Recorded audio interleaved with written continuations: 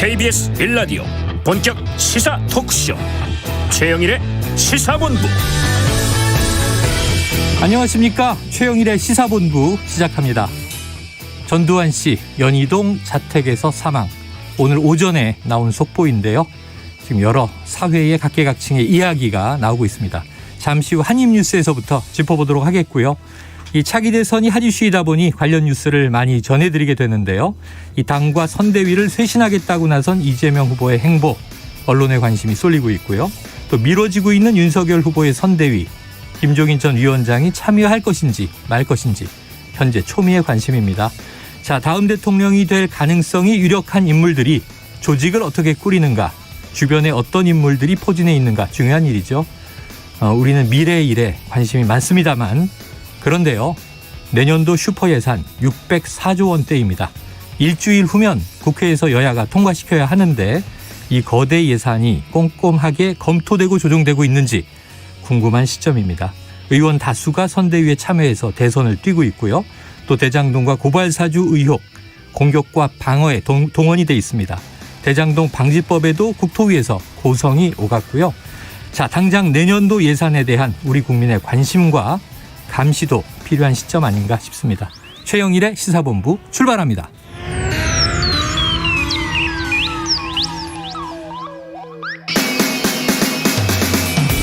네, 1부에는요. 오늘의 핵심 뉴스를 한입에 정리해드리는 한입뉴스 코너 기다리고 있습니다. 2부 10분 인터뷰, 민주당의 선대위 쇄신 이슈를 두고 우상호 더불어민주당 의원과 이야기 나눠보겠습니다. 그리고 최평과 불사조 기자단, IT본부 준비되어 있습니다. 한 입에 쏙 들어가는 뉴스와 찰떡궁합, 디저트송 신청 기다리고 있으니까요. 오늘 뉴스에 어울리는 노래가 있으면 문자 샵 9730으로 자유롭게 보내주시기 바랍니다.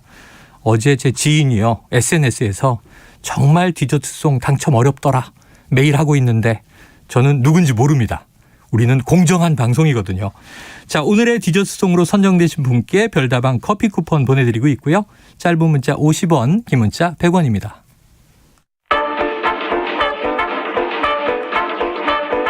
최영일의 시사본부 한입뉴스. 네, 오늘의 핵심 뉴스를 한입에 정리해 보겠습니다. 한입뉴스 박정호 오마이뉴스 기자, 오창석 시사평론가 나오셨습니다. 어서 오세요. 안녕하십니까. 지금 오늘 오전 갑자기 나온 속보예요. 생각도 못했는데 전두환 씨가 연희동 자택에서 사망했다. 자, 먼저 오늘 연희동 자택 앞에서 민정기 전 청와대 공보비서관이 브리핑을 했습니다. 기자들의 5.18 사과 관련 질문에는 또 이렇게 답을 했다고 하는데요. 직접 들어보시죠.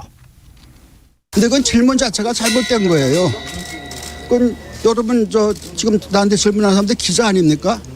기사라고 되면 기사 쓸 때도 육하원칙에 따라 써야 되는 거 아니에요? 그 당시 전두환 보안사령관이 몇 월 며칠 몇 시에 어디서 어떤 부대를 어떻게 지휘했고 누구한테 어떻게 집단 발포 명령을 했다는 거를 그걸 적시하고 그것이 사실이냐 아니냐 묻고 거기에 대해서 사죄하라고 그래야지 무조건 사죄하라고 그러면 그 질문이 됩니까? 그 질문 자체가 잘못된 거예요. 그리고 그동안에 기회 있을 때마다 전 대통령이 바로 오늘 11월 23일이 33년 전에 백담사 가시던 날인데 그날 여기서도 저 성명에도 발표하시고 저 피해자들한테 여러 가지 미안하다는 뜻을 밝히셨고 광주 청문회 때도 말씀하셨고 여러 차례 그런 말씀하셨어요. 그러니까 지금 여러분들은 그런 걸 사실을 모르니까 자꾸 사죄하라고 그러는데 이미 그런 광주 피해자들에 대한 유가족들에 대한 그런 말씀은 이미 하신 바가 있고 단지 지금 사죄하라는 거 그거는 아까 지금 얘기했지만 질문 자체가 잘못된 거라고요. 네, 사죄하라는 질문 자체가 잘못됐다. 육하원칙에 입각해서 이야기해보라. 과거에 다 했다. 이런 이야기입니다. 자, 그렇다면은 왜 전두환 회고록 때문에 아직도 재판은 진행되고 있으며 당시 학살의 발포 명령권자는 밝혀지지 않고 있으며 또 광주의 이 피 맺힌 가슴은 아직 풀리지 않았는지 여러 가지 생각이 오가거든요. 박 기자님 어떻게 들으셨어요? 좀 궤변이라는 생각이 드는데요. 네. 사죄를 했다라고 얘기는 했지만 이 사죄와 사과의 이 시효나 아니면 횟수 제한이 있는 게 아니거든요.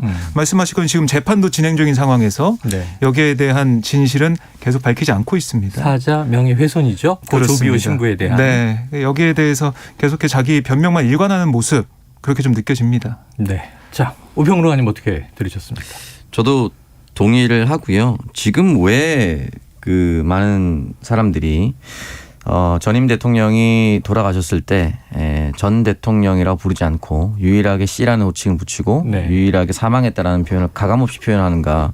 이 부분은 명확한 부분이 있습니다. 물론 이제 재판의 결과로서 뭐 박탈됐던 부분이 있다 하더라도 네. 이 부분에 대해서는 당연히 잘못된 부분을 아직까지 사과하지 않았다.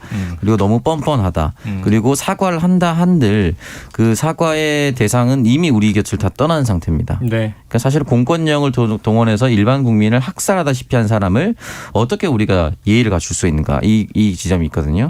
그렇기 때문에 저렇게 사실은 마지막 가는 길 앞에서도 대리해서 발표하는 사람들도 저렇게 얘기한다라는 것은 네. 국민들의 감정을 좀 쉽게 씻어내지 못할 겁니다. 그러니까 지금 보면은 같이 79년 12.12 신군부 쿠데타 때 함께 동료였어요.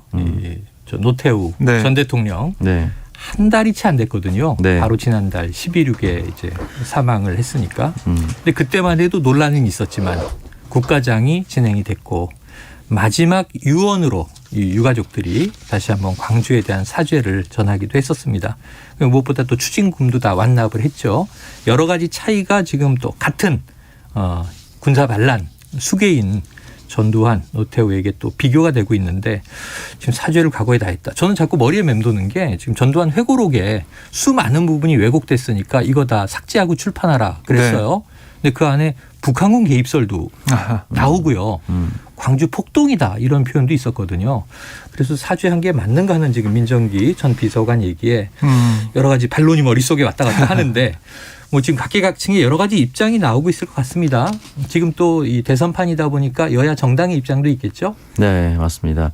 일단은 민주당 같은 경우는 이제 고용진 대변인이 이제 여러 가지 이야기 대변인 브리핑을 남겼었는데 애도는 표한다라고 일단 얘기는 했습니다. 애도는 표한다. 애도는 표한다라고 했지만 네. 그 이상을 얘기할 수는 없다라고 분명하게 선을 그었던 것이 아까 제가 말씀드렸던 그 부분과 일맥상통합니다. 네.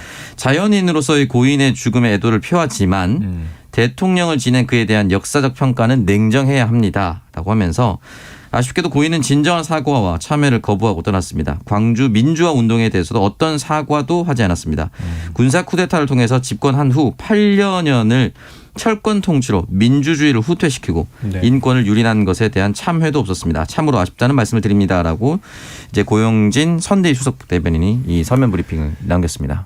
네, 뭐 여야 대선 주자들도 입장을 좀 내놓고 있는데요. 네. 이재명 민주당 후보 같은 경우는 이 전두환 씨는 명백하게 확인된 것처럼 내란 학살 사건의 주범이다. 네. 최하 수백 명의 사람을 살상했다라고 지적을 했고 중대 범죄 행위를 인정하지도 않은 점을 참으로 아쉽게 생각한다라고 좀 지적을 했습니다. 그리고 결코 용서받을 수 없는 범죄에 대해 마지막 순간까지도 국민께 반성하고 사과하지 않았다라는 얘기를 했고 그리고 뭐 조문을 언제 할 거냐 조문 계획이 네네. 있냐 이런 질문도 있었는데 현재 상태로 아직 조문은 생각하지 않고 있다라고 네. 설명을 했어요. 그리고 윤석열 후보에게도 이제 같은 네네. 비슷한 질문이 오늘 일정 중에 있었는데요. 여기에 대해서 윤석열 후보 같은 경우는 전직 대통령이니까 이 조문 가야 되지 않겠냐 이렇게 얘기를 했고 그다음에 오늘 뭐 이 5.18 무력 진압에 대한 사과가 없었다 여기에 대한 입장을 묻는 얘기에 대해서는 지금 돌아가셨고 상중이니까 정치적인 얘기를 그분과 관련지어서 하기에는 시의적절하지 않은 것 같다 네네. 이렇게 얘기를 했습니다. 그래요. 드린 대로 이게 한 달이 채 안 된 상황에서 이 노태우 전 대통령 사망 시 이 국가장을 결정했고 여기에 대한 또 사회적 논란도 있었죠.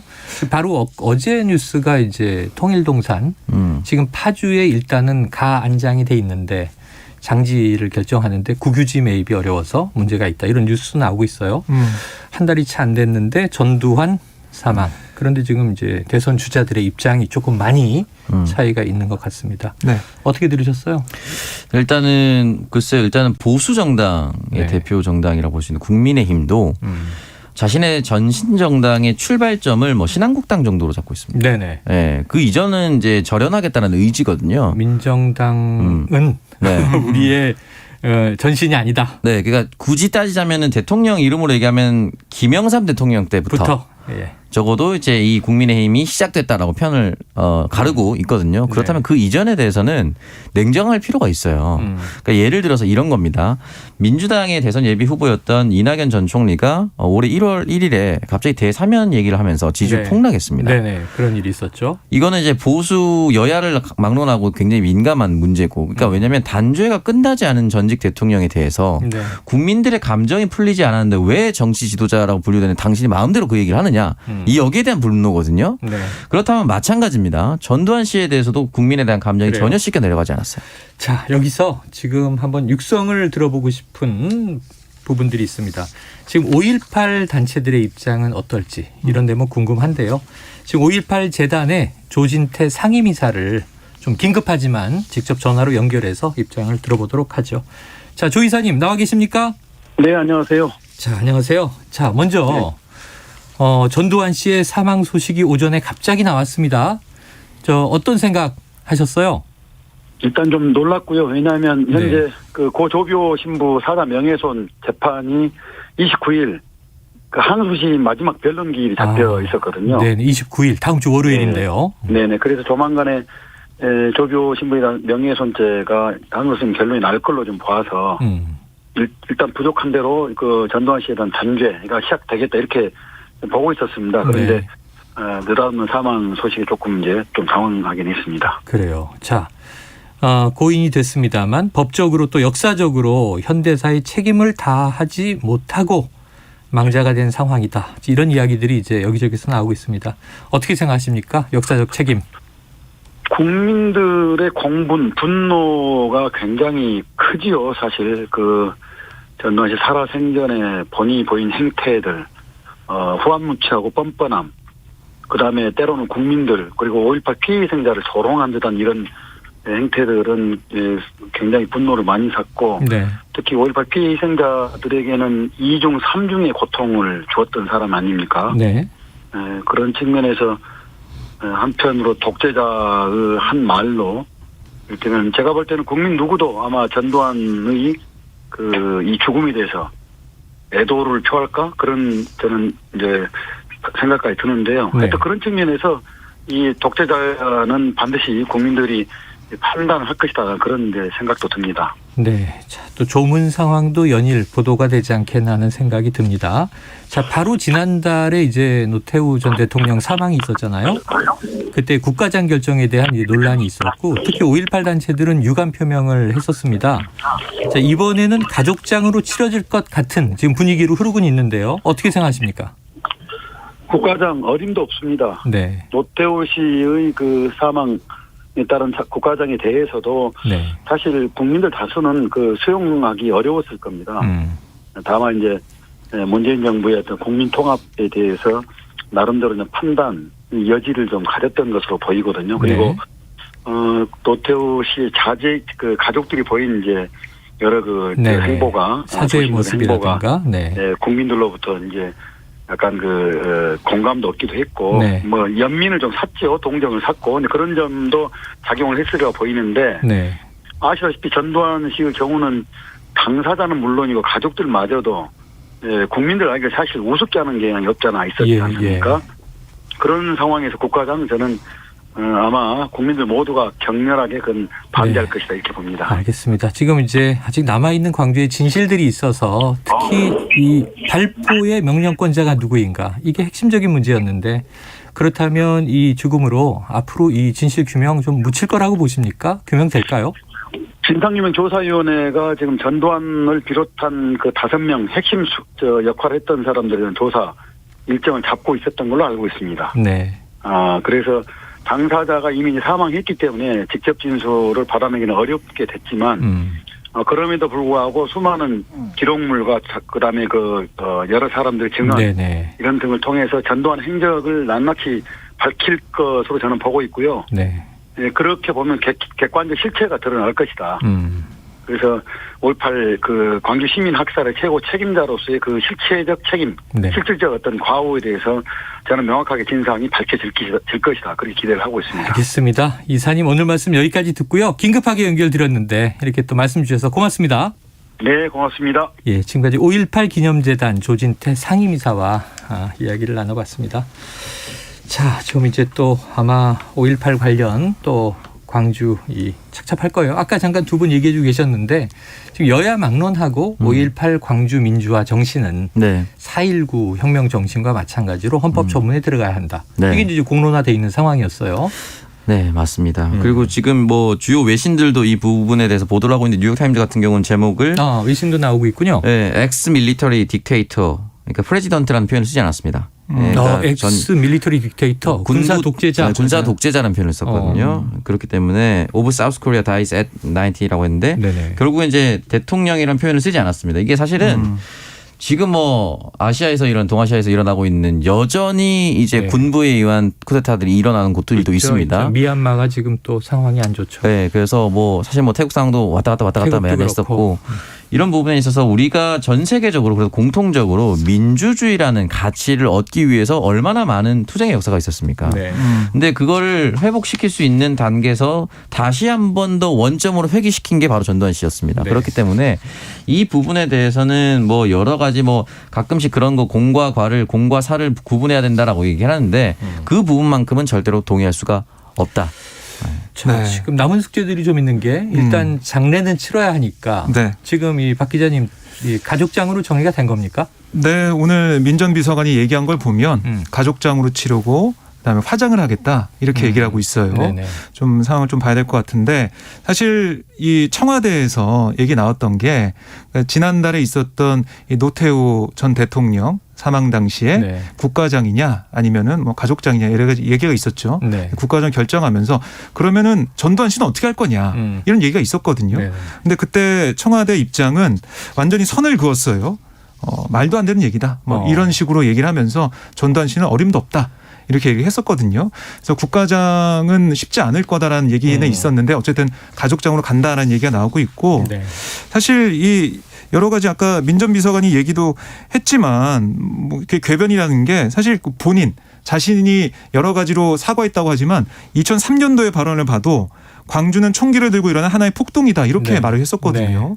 이런 발언들이나 그동안의 뭐 태도 이런 것들 재판이 진행 중인 이번에 그 사자 명예훼손 혐의로 기소돼서 네. 재판 진행 중인 그런 상황에서도 뭐 골프 치러 다니는 모습, 그다음에 그 찾아간 그 정치인한테 아니 추징금 물어보니까 추징금 네가 대신 내줘라. 네. 뭐 이런 그런 얘기도 있었고 있었고 어록이 굉장히 많아요. 어록이 많이 있었습니다. 29만 사실. 원밖에 없다. 예금 자산이 예금 네. 재산이 29만밖에 없다 이런 얘기도 했었고요.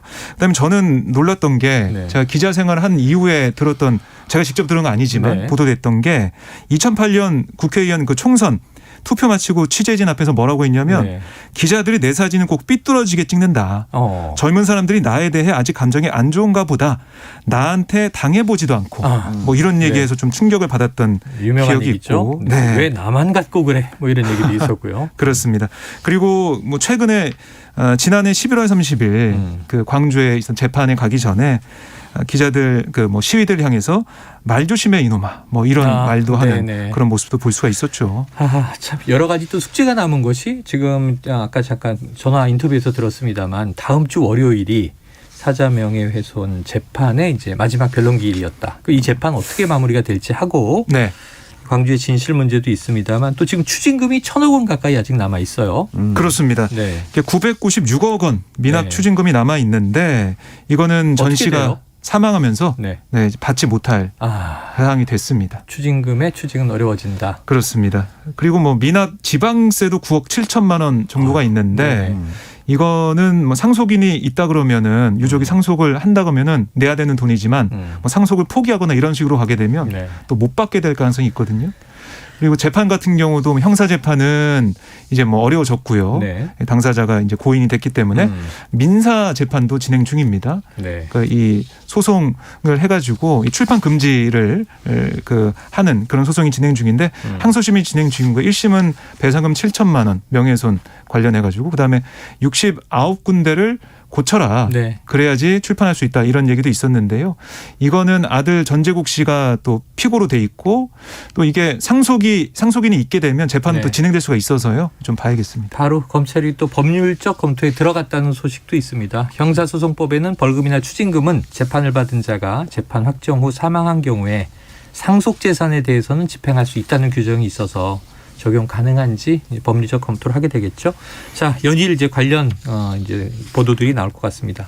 오늘 들어온 속보 내용은 여기서 정리하고요. 지금 12시 40분 넘는 시간인데 교통 상황을 좀 알아보도록 하죠. 교통정보센터의 임초희 리포터 나와주세요. 네, 이 시각 교통정보입니다. 현재 서울 시내 강변북로 일산 방향은 동호대교부터 한강대교, 올림픽대로 공항 쪽은 성수대교부터 동작대교 사이에 차가 많습니다. 북부간선도로 도심 쪽으로는 종암분기점 부근에서 작업을 하고 있어서요. 묵동부터 20분 정도 걸리고 있고요. 고속도로는 수도권 제1순환고속도로 판교에서 일산 방향으로 청계터널 부근 1차로에서 사고 처리 중입니다. 부근에서 혼잡하고요. 경부고속도로 부산 방향은 한남대교에서 서초, 다시 동탄부터 오산 쪽으로 정체인데 오산 5차로에서는 작업 중입니다. 이후 수월하다가 천안 부근에서 사고 처리 작업 중인데요. 정체가 북천안부터 9km 구간 극심해서 미리 다른 길로 우회하시는 게 좋겠습니다. 남부권에선 작업 여파받는 동김천 부근에서 짧게 속도 내기 어렵고요. 남해고속도로 부산 쪽으로 축동 부근에서 작업 중이라 곤양 부근부터 정체가 심합니다. KBS 교통정보센터에서 임초희였습니다.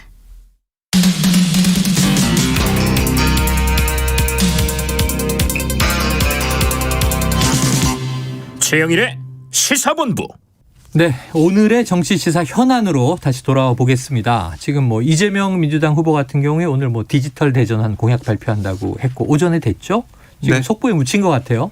그렇습니다. 네, 사실 이제 디지털망 자체가 새로운 고속도로가 될 것이다. 예전에 사실 이제 이거는 이제 외관부 특보로 지금 활동하고 있는 김현정 특보가 예전에 우주 산업에 대한 얘기를 하면서 박정희 대통령의 고속도로, 네. 김대중 대통령의 인터넷 고속도로, 그리고 문재인 대통령의 그 우주 고속도로가 열렸다 이렇게 얘기했었는데 그와 비슷하게 이제 5G 시대가 열렸고 그리고 6G 시대를 또 준비하겠다. 네. 그리고 디지털망과 디지털 사회에서 선도하기 위해서 여러 가지 아낌없는 투자와 R&D 하겠다라고 얘기를 했었거든요.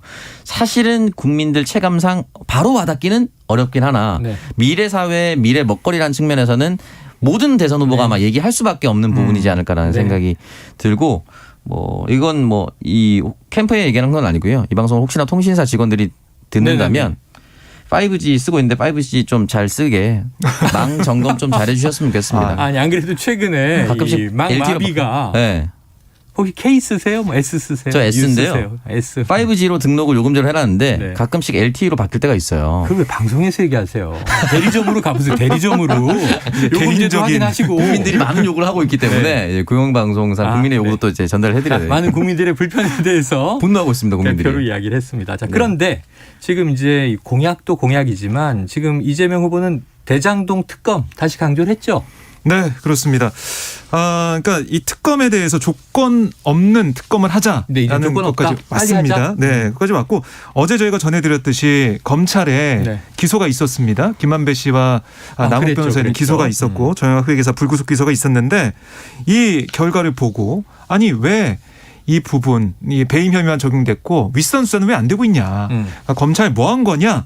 이런 얘기를 할 수밖에 없다는 겁니다. 네. 특검을 갈 수밖에 없는데 중요한 건 여기서 특검을 하되 이게 여야가 합의할 수 있는 특검으로 가겠느냐 그 부분이에요.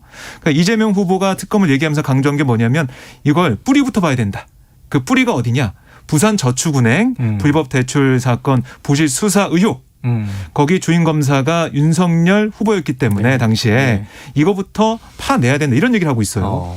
근데 여기에 대해서 국민의힘은 아니 그걸 왜 뜬금없이 얘기하냐. 네네네. 대장동 사업과 무슨 상관이야 이렇게 어제 얘기하고 김기현 있어요. 원내대표 통화를 했는데 예. 그건 무슨 상관이냐? 아무 상관없다. 이렇게 얘기를 또 하시더라고요. 그런 얘기를 하고 있고 또 한 가지는 지금 상설특검법이 있어요. 네. 이걸 통해서 할 것이냐 특검법 새로 만들어서 할 것이냐. 네네.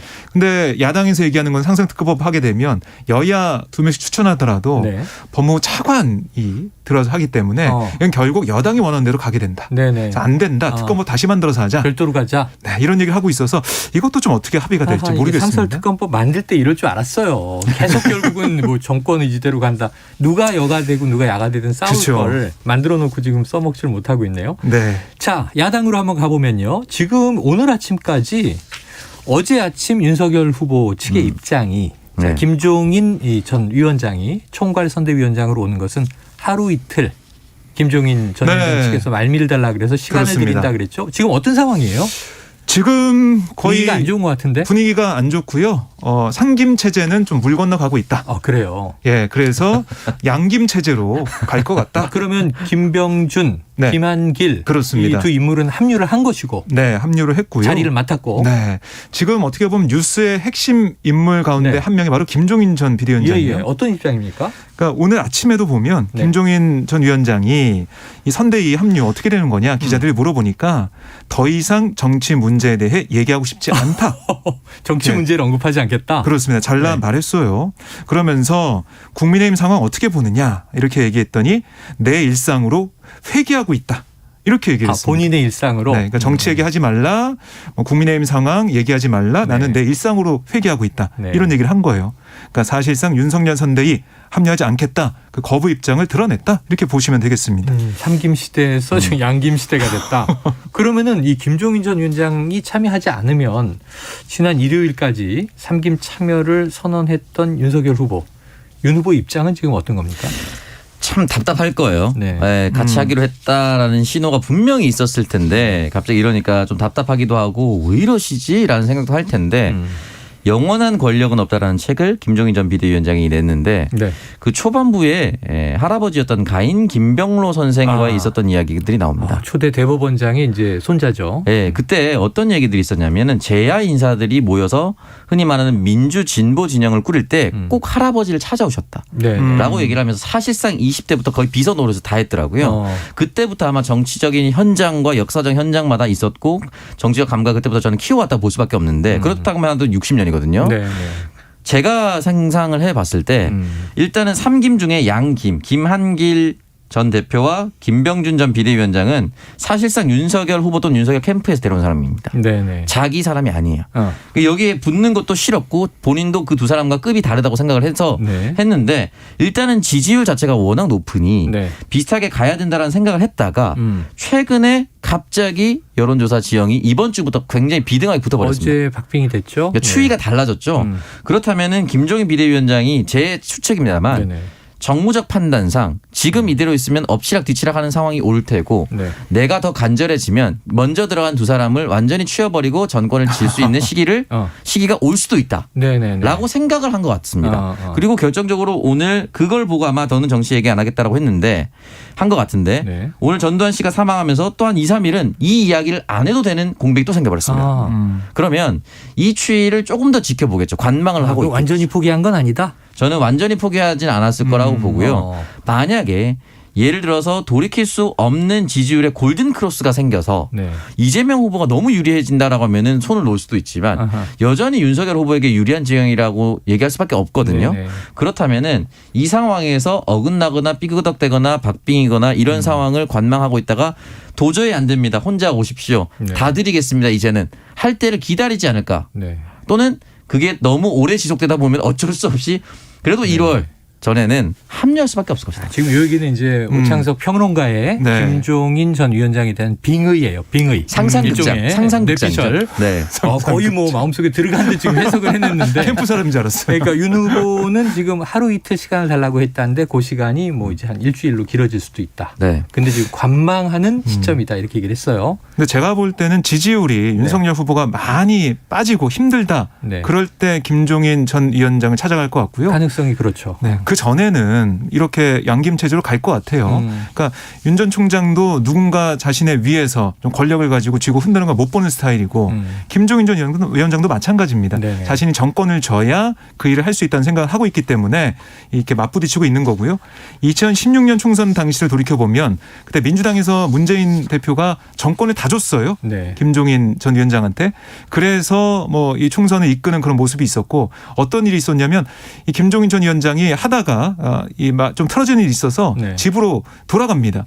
그럴 때 문재인 대표가 지방 일정을 수행하다가 올라와요. 급거 서울로 올라와서 찾아갑니다. 집으로 찾아가서. 그렇습니다. 찾아가서 안에 들어가서 만류하고. 설득하고 뭐 달래고 이러면서 다시 나오는 그런 일이 있었는데요.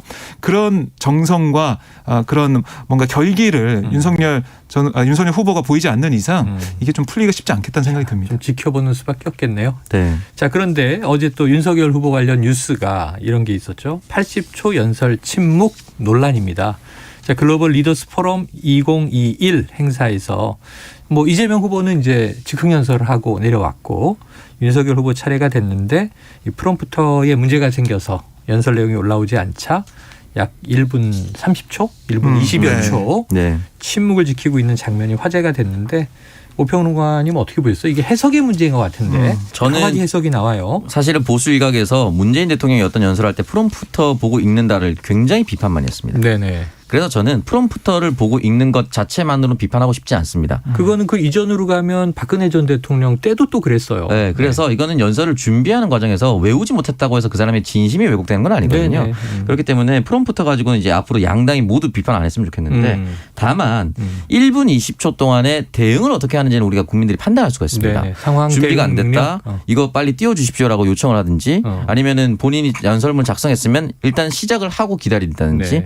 여러 가지 대응이 있을 수 있는데 그냥 아무것도 하지 않고 기다렸어요. 그러니까 이 부분에 있어서는 어떻게 보면은 연설문을 작성하는 부분에 있어서 개입을 한 건 맞나? 네. 라는 생각이 들 정도로 손을 놓고 있었어요. 그러니까 이런 부분에 있어서 사실 국민들이 많이 실망하지 않았나. 인터넷에서는 벌써부터 이제 많은 밈들이 또 돌아다니고 있어요. 프롬프터 빨리 켜줘요. 현기증 납니다. 뭐 이런 식으로 이제 밈이 형성되고 있는데 국민들은요.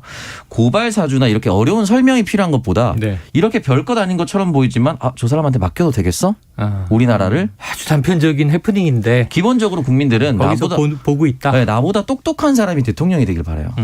그런데 이런 부분에 있어서 작은 실수지만 작은 실수가 아니라 대응 자체를 아무것도 못한다라는 네. 것에 대해서는 좀 실망을 많이 한 것 같습니다. 알겠습니다. 자, 정가 이슈들이 또 많아요. 지금 제3지대 심상정 정의당 후보가 안철수 국민의당 후보에게 만나자 이렇게 제안을 해서 그럼 또 향후에 이제 김동연 후보까지 합류하게 되면 어떤 또 제3지대의 변화가 대선판의 변수가 될 것인가 이런 부분인데 이건 내일 또 한번 깊이 다뤄봐야 될 것 같습니다. 오늘은 전두환 사망 속보 때문에 정말 많은 언론들이 이 속보를 전하는데 주력을 하고 있네요. 자, 한입뉴스 박정호 오마이뉴스 기자 그리고 오창석 평론가와 함께했습니다. 고맙습니다. 고맙습니다. 감사합니다. 자, 오늘 디저트송은요 2863님의 신청곡입니다. 엑소의 으르렁인데 으르렁. 자, 김종인 위원장과 이름이 같은 카이.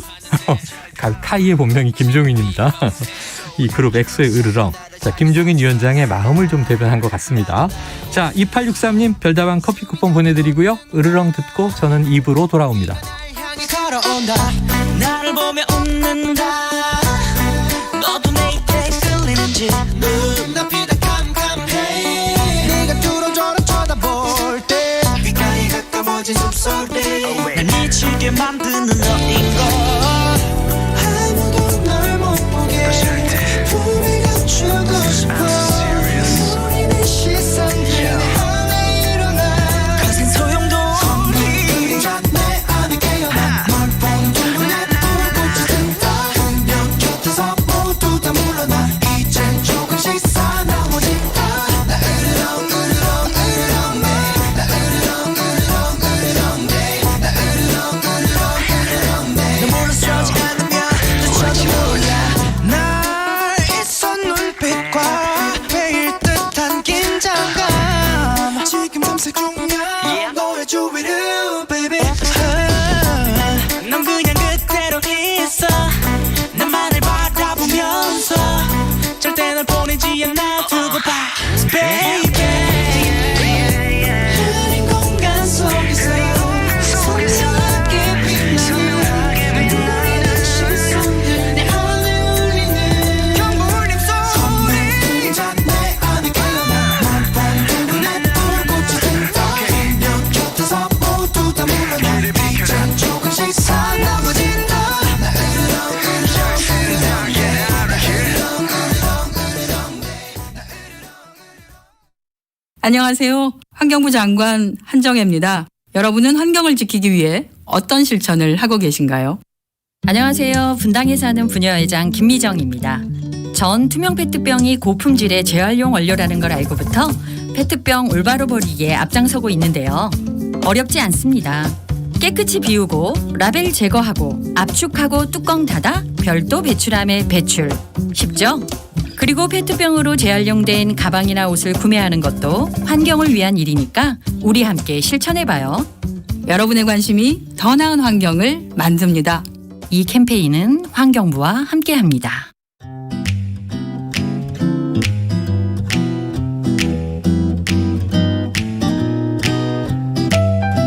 안녕하세요. 바른말 고운말입니다. 햇살이 좋은 가을날에는 가지나 호박 같은 것을 말리기에도 좋죠. 이렇게 말려서 겨울 먹을거리로 마련하기도 하는데요. 아마 호박꼬지라는 말을 많이 들어보셨을 겁니다. 호박꼬지는 애호박을 얇게 썰어 말린 반찬거리로 물에 불려내서 볶아 무쳐 먹곤 합니다. 호박이나 가지 또는 고구마 같은 것을 납작납작하게 또는 잘고 길게 썰어 말린 것을 고지라고 합니다. 참고로 고지와 비슷한 것으로 오가리가 있는데요. 이것은 무나 호박 따위의 살을 길게 오리거나 썰어서 말린 것으로 말린 것의 오그라진 모습에서 나온 표현입니다.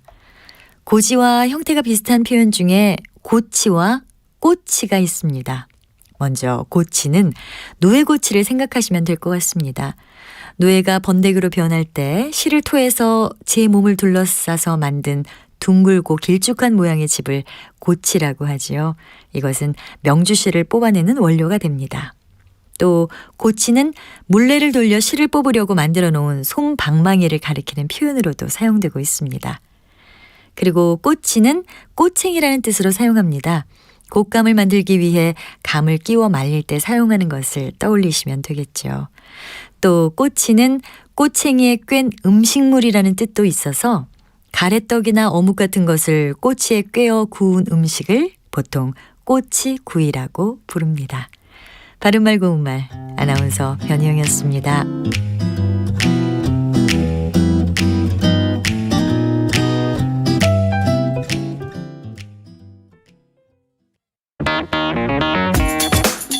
시선은 뜨겁다.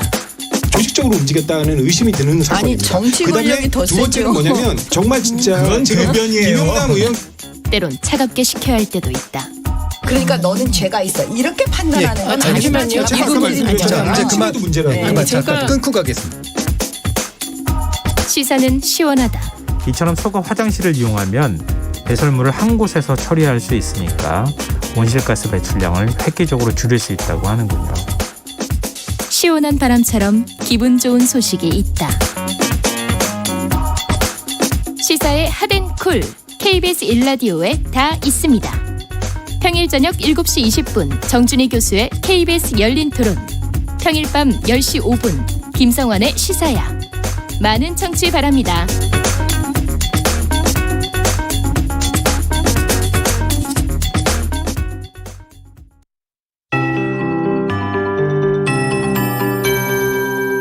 KBS 58분 날씨. 때이른 추위가 찾아오면서 계절이 한 달 이상 앞서 있습니다. 지금 서울의 체감 온도가 영하 2도, 대구는 영상 3도 정도로 느껴지는 등 추운 날씨인데요. 오늘 예상 낮 최고 기온이 서울 3도, 강릉, 대전, 광주, 대구 7도, 부산 10도, 제주 11도 등으로 어제보다 낮겠고요. 체감 온도는 중부지방은 0도 안팎, 남부지방은 5도 아래로 느껴지는 곳이 많겠습니다. 내일 아침에도 대부분 오늘만큼 기온이 떨어지겠고요. 낮에는 오늘보다 1도에서 3도 정도 오르기는 하겠지만 당분간 예년 이맘때보다 추운 날씨가 이어지겠습니다.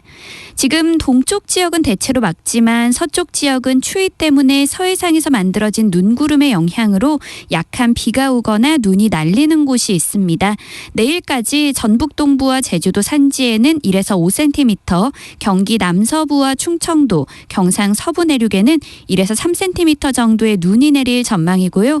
지금 서해안과 강원 영동, 경북 동해안과 제주도에는 강풍주의보가 발효 중입니다. 내일까지 바람이 강하게 불겠습니다. 또 강원 동해안에는 건조주의보가 내려져 있으니까요. 불조심하시기 바랍니다. 현재 서울의 기온은 1.7도, 습도는 50%입니다. 송소진입니다.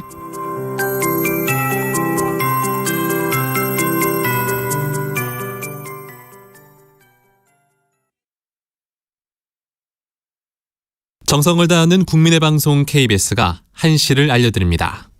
AM 711kHz, FM 97.3MHz, KBS 1라디오입니다. HLKA.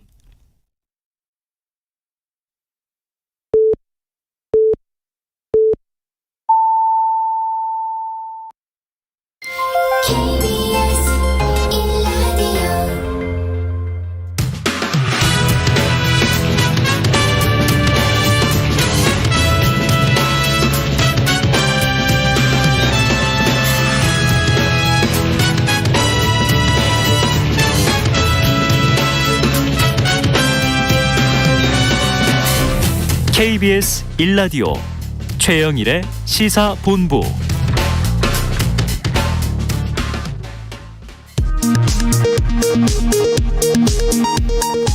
이 시각 라디오 정보센터 뉴스입니다. 정부는 현재 코로나19 유행 상황이 계속 엄중해지면 단계적 일상회복 추진을 일시 중단하는 비상계획을 포함한 방역조치 강화 방안을 논의하겠다고 밝혔습니다.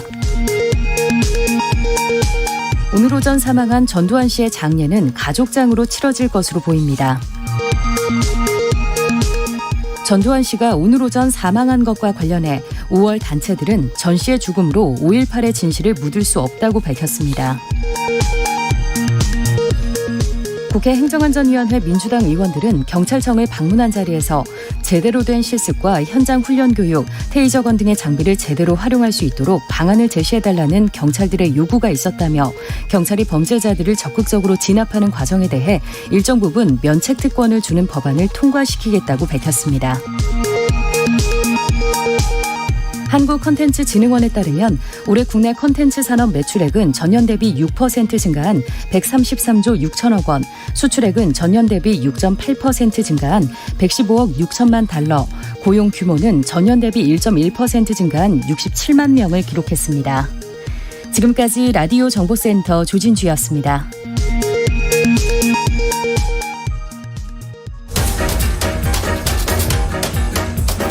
최영일의 시사본부 10분 인터뷰.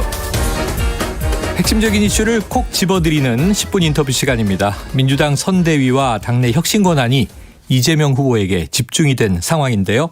그동안 민주당의 선대위가 더 기민하게 움직여야 한다 지적해왔던 이 우상호 더불어민주당 의원과 전화로 연결해 보겠습니다. 민주당 선대위가 해결해야 할 과제들 집중적으로 들어보도록 하죠. 자, 의원님 안녕하세요. 네, 안녕하세요. 네. 자, 먼저 오늘 속보가 오전에 하나 나왔습니다. 네네. 예, 바로 전두환 씨 사망 소식이었는데요. 우상호 의원님 87년 6월 항쟁 중심에 계셨으니까요. 네네. 자, 오늘 어떤 소회가 드셨어요? 글쎄요, 워낙 제 20대 전체를 지배했던 인물이 전두환 씨니까 만감이 교차하죠. 네. 그래서 사실 어떤 분이 돌아가시면은 연민을 표시해야 되는데 그럴 수 없는 대상인 거죠. 네. 참 결국은 그런 강력한 독재자도 결국은 사망하는구나 하는 그 감회가 좀 새로운 것 같습니다. 어쨌든 많은 국민들에게 자신의 죄과에 대해서 사죄하고 용서를 빌었으면 얼마나 좋았을까 하는 그런 아쉬움도 있고요. 네.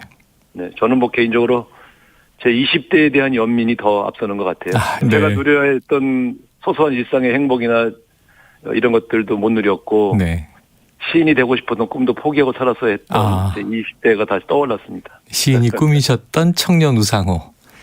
또 80년 광주에 가족을 잃은 분들의 소회는 또 어떨까 싶습니다. 안감이 교차하시겠죠. 네. 자, 그런데요. 이 김기현 국민의힘 원내대표 좋든 싫든 조문하는 게 도리다. 이런 발언을 했습니다. 어떻게 보세요?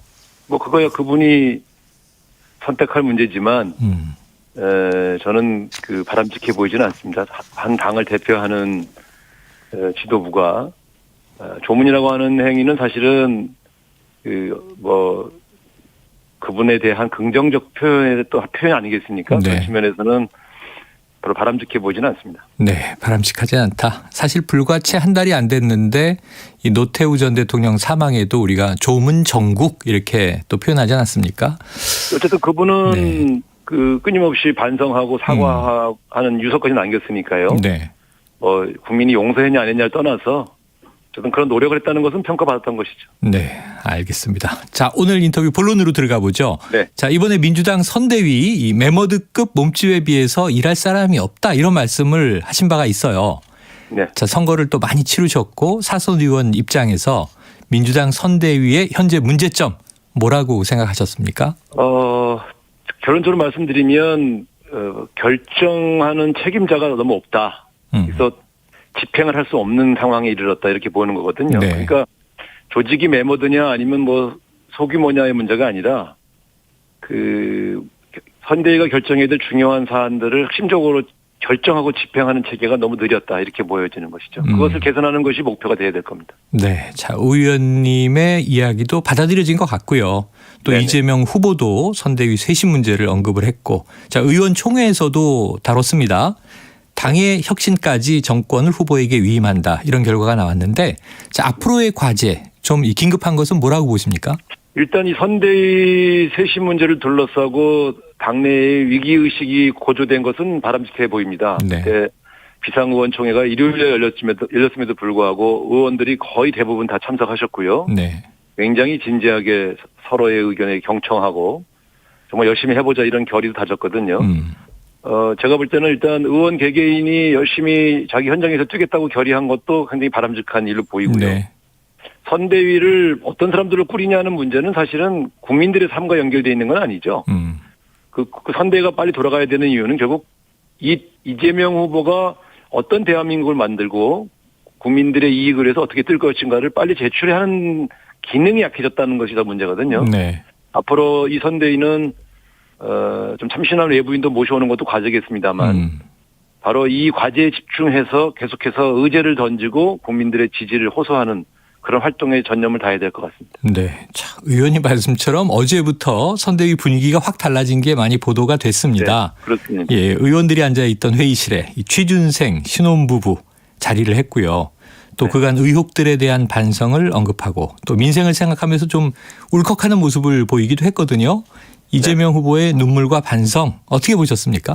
저는 굉장히 바람직해 보입니다. 우리가 집권 정당으로서 지금 정권 교체 여론이 높은 것에 대해서 무한한 책임감을 느껴야 되지 않겠습니까? 네. 그래서 이렇게 반성과 공감으로 시작하는 모습 전 아주 보기 좋았습니다. 네, 자 보기 좋았다. 자, 이 민주당 선대위의 컨트롤 타워. 지금 컨트롤 타워가 없다. 아까 의사결정이 안 되고 있다. 이 지적해 주셨거든요. 네네. 그러다 보니까 이해찬 전 대표나 양정철 전 민주연구원장이나 좀 이런 역량 있는 인물이 등판해야 한다. 이런 목소리도 높아졌는데 이 대목은 또 어떻게 생각하십니까? 일단 이해찬 전 대표님은 현재 선대위의 상임 고문이십니다. 네네. 고문단에 속해 있죠. 특별히 이미 등판하신 거거든요. 그래서 네네. 새로 등판해야 한다는 의미가 무엇인지 전 정확하게 와닿지 않고요. 그러면 상임 고문을 선대위원장이나 그 집행을 책임지는 본부장으로 격화시키자는 것이냐. 네. 저는 이분의 경륜을 잘 받아들여서 조언을 구하면 될 문제이지 직책의 문제는 아닌 것 같다 이런 생각이 들고요. 네. 양정철 원장 같은 경우도 별도의 방식으로 도움을 받으면 될 문제가 아닌가. 오히려 저는 후보의 의중을 잘 파악하고 후보의 호흡을 제대로 집행에 반영할 수 있는 그러한 그 최측근들의 전면 배치가 더 필요하다고 보는 편입니다. 네. 그러니까 이제 후보가 탑이다. 정점에 있다 이렇게 보시는 거군요. 그렇습니다. 이 선대위는 이재명 후보 선대위거든요. 네. 후보를 돕는 조직이기 때문에 후보와 호흡을 맞추고 또 후보의 의중을 가장 잘 빨리 집행에 반영하는 시스템이 중요한 것이죠. 네. 자, 아마 이게 선거가 상대적인 거니까 국민의힘 상황 때문에 민주당도 필요한 거 아니냐 이런 얘기가 나온 것 같습니다. 그렇습니다. 예, 민주당에서 이제 상황이라고 또 비판을 하지만 지금 총괄이라는 이름이 붙은 총괄 선대위원장으로 이제 김종인 전 비대위원장이 오느냐 안 오느냐 뭐 주말을 거쳐서 이제 오늘까지도 시끌시끌한데요. 그럼 이게 합류가 불발하는 쪽으로 흐르는 거 아닌가 하는 관측도 있는데 제 의원이 뭐 정치적 감각이 워낙 예리하시니까 네. 이 국민의힘 이야기지만 앞으로 전망 어떻게 하고 계세요? 일단 어제 오늘 사이에 두 분이 하신 말씀, 오간 말씀을 종합해 보면 네. 당분간 김종인 위원장의 합류는 불가능해진 것이다. 이렇게 결론을 내리는 게 맞죠. 네네. 다만 전제 조건은 윤석열 후보가 김종인 선대위원장의 요구를 받아들일 경우 그럴 경우는 합류가 가능하겠죠. 네네. 근데 아직까지는 윤석열 후보가 김종인 위원장의 요구를 받아들일 준비가 안 돼 있다. 저는 그렇게 보여지고요. 그래서 윤석열 후보 쪽에서 김종인 위원장의 요구를 받아들이지 않는 한 김종인 위원장은 합류하지 않는다. 이렇게 네. 보는 것이 합리적인 결론이죠. 그래요. 또 100여일 남은 대선인데 당분간 불가능하면 이번 대선 불가능한 거 아닌가? 합류 어려운가 하는 생각이 드는데. 윤석열 후보가 입장을 바꾸지 않으면 지금 입장을 바꿀 정도로 김종인 위원장이 가치를 평가하지 않는다면 절대 합류하지 않으실 분입니다. 네. 자, 어제 의원님 다른 프로그램 들어보니까요. 이 김한길 전 새정치민주연합 대표 이 제3지대를 모아서 국민의힘을 재창당하려는 모양으로 보인다. 이 신당의 재창당. 어떤 의미로 해석하면 좋을까요? 제가 두 가지 말씀드렸는데요. 네. 이 김한길 전 대표님 같은 경우가 사실은 되게 정치 세력 재편에 되게 많이 관여하신 분입니다. 그래서 네. 단순히 윤석열 후보의 얼굴 마담을 하기 위해서 가실 분은 아니다. 저는 그렇게 판단하는 것이고 네. 맡으신 직책이 새시대위원회라고 되어 있기 때문에 보통 새정치, 새시대 이런 이야기를 꺼낼 때는 보통 새로운 창당과 관련되어 있는 구상이 있지 않겠느냐 이렇게 네. 저는 이제 추측을 해본 것입니다. 특히 이분이 맡은 것이 주로 인재 영입 파트일 테니까요. 기존의 국민의힘과 다른 인물들을 영입하면서 창당과 관련된 구상을 안 할 가능성이 있겠느냐 이런 것들을 한번 짚어본 얘기입니다. 네, 그래요. 자, 어제는 또 이 국제 포럼 연설에서 프롬프터 준비가 늦어지는 관계로 윤석열 후보가 뭐 약 2분간 정확하게는 1분 30초간 침묵했다. 이게 또 크게 회자가 됐습니다. 네. 이 민주당 지지층에서는 이게 이재명 후보는 즉흥 연설하는데 이 윤 후보의 무능이 드러난 거 아니냐 이런 비판이고 또 국민의힘 지지층에서는 뭐가 문제냐 이런 얘기도 나왔어요. 이 상황을 어떻게 좀 보십니까? 대형 방송 사고죠. 사실 대형 방송 사고. 네. 생방송이 2분씩 중단된다는 거는 방송을 잘 아시겠습니다만 네. 큰 사고죠. 네. 근데 이제 제가 볼 땐 방송 사고라는 측면보다는 준비가 잘 안 된 후보구나. 물론 정해져 있는 원고를 읽어야 되기 때문에 프롬프트가 준비되어야 연설을 시작할 수 있습니다만 네. 그것이 생방송이라는 것을 고려한다면 한 1, 2분 정도 원고가 뜰 때까지는 즉석에서 발언을 해 주시는 것이 예의죠. 네. 또 능력이고 그런 측면에서 본다면 두 가지가 다 부족했다. 저는 그렇게 보여집니다. 지금 말씀해 주시니까 저희 생방송은요. 라디오인데 특히 1분 30초 침묵이다. 그럼 대형 방송사고 맞고요. 그렇죠. 바로 그럼 음악 틀어야 되는 거죠. 네, 자 대선 전국 앞두고 이제 이렇게 크고 작은 문제들로 정치권 이제 신경전이 고조되고 있는데 핵심 이슈는 이제 특검인 것 같습니다. 이 대장동 의혹 그리고 고발사주 의혹 여야가 특검 협상에 들어가야 되는 시점인데 이 수사 범위에 대해서는 또 양당의 입장차가 커요. 한 이 100여일 남은 대선 특검 가능하다고 보십니까? 불가능합니다. 불가능하다? 일단은 이재명 후보께서 특검을 받겠다. 네. 특검을 받겠다고 선언한 것은 매우 잘하신 겁니다. 네. 본인에게 여러 가지 의혹 제기가 되고 있는 상황에서 본인이 당당하다는 것을 보여주는 그러한 태도로 보였고요. 네. 그러나 실제 당은 협상에 들어가게 되면 윤석열 후보에 대한 특검도 요구할 수밖에 없기 때문에 네. 그러면 쌍특검이 합의돼야 되는데 그 과정 자체가 매우 지루하고 지리한 협상이 이루어질 수밖에 없지요. 네. 두 번째는 저는 사실 대통령 선거 앞두고 세계 10위 강대국의 반열에 들은 대한민국이 유력한 두 명의 후보가 다 뭔가 범죄에 연루된 것처럼 비춰지는 그런 대선을 치르자는 주장에 네. 동의할 수가 없습니다. 아하. 그러니까 이 이슈 자체가 대선의 핵심 이슈가 돼서는 안 된다. 그렇습니다. 후보들은 또 미래 비전을 제시해야 되겠죠. 서로 상대방에 대해서 공방전을 벌일 수는 있으나 검증도 그렇고요. 특검이라는 형태로 가는 것보단 국민의 판단에 맡기는 방식으로 가는 것이 대선이지 검찰의 손에 후보들의 운명을 맡기는 일은 네. 민주주의 원리에 맞지 않다 저는 그렇게 봅니다. 알겠습니다. 자, 이게 마지막 질문 될 것 같습니다. 우 의원님이 지금 열린민주당과의 합당 절차 협상 대표를 맡으셨잖아요. 네, 그렇습니다. 회동도 시작된 것 같고 네네. 또 이제 민주당은 워낙 그 스펙트럼이 넓은 거대 정당이다 보니까 이 강성인 열린민주당과 합당이 이재명 후보의 외연 확대에 도움이 되겠느냐 또 이런 좀 의구심의 목소리도 있어요. 어떻게 말씀 주시겠습니까? 대선에서는 전통적 지지층의 통합이라는 과제하고 네. 중도 외연 확장 전략이 서로 상충되는 것이 아닙니다. 그래서 먼저 이건 순서의 문제라고 보여지거든요. 네. 먼저 전통적 지지층을 통합하고 그 이후에 외연 확장으로 가는 것이 항상 대선의 순서가 된다. 그런 측면에서 두 개의 가치가 충돌하지 않는다. 저는 그렇게 봅니다. 두 개의 가치는 충돌하지 않는다. 필요한 절차고 꼭 이루어져야 한다. 연내로 잘 되겠습니까? 네, 연내 마무리하기로 양당 협상 대표단에 합의를 했고요. 네. 몇 가지를 점검해 봤는데 뭐 큰 난관은 없어 보입니다. 네, 알겠습니다. 열린민주당과 합당 협상이 마무리되는 즈음에 의원님 한번 또 모시도록 하겠습니다. 네네. 네, 고맙습니다. 네, 감사합니다. 네, 지금까지 우상호 더불어민주당 의원이었습니다.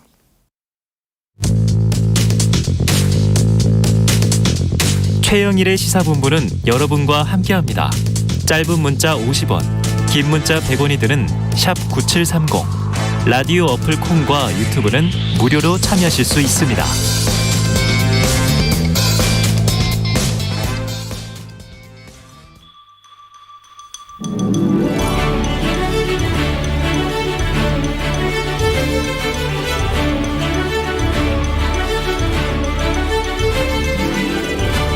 네, 매주 화요일에는요, 여야 정당 출입 기자들과 정치권 취재 이야기를 듣는 최평과 불사조 기자단이 있습니다. 이 시간 저는 매주 기다리고 있는데요. 야당 출입하는 경향신문의 박순봉 기자, 여당 출입하는 세계일보의 최영찬 기자 두 분 나와 계십니다. 어서 오세요. 안녕하세요. 안녕하세요. 아유, 워낙 그냥 스마트한 기자들이에요. 지난주에 홍사훈 기자 인터뷰 오셔가지고 뭐 기래 뭐 이런 얘기 하셔서 네. 진짜 기자도 있다. 훌륭한 기자들이 우리 프로에 나오신다는 생각을 해봤습니다. 자, 오전 속보가 있었죠. 전직 대통령 전두환 씨 오늘 오전에 연희동 자택에서 사망을 했는데, 자, 여야 지금 출입하시니까 오늘 이 분위기 많이 들려오실 것 같아요. 여야 분위기 어떤지, 여권 어때요? 일단 공식 반응이 나왔고요. 네. 뭐 고인의 명복을 빈다고 하면서도 이제 반성과 사과 없이 고인의 그런 행적들에 대한 반성과 사과 없이 이렇게 떠난 건 참으로 아쉽다. 이런 식으로 당 공식 입장은 짧게 나갔고 네. 이제 개별 의원들 입장에서는 굉장히 많이 화가 나 있죠. 아까 우상호 의원도 잠깐 이야기 들어봤습니다. 네.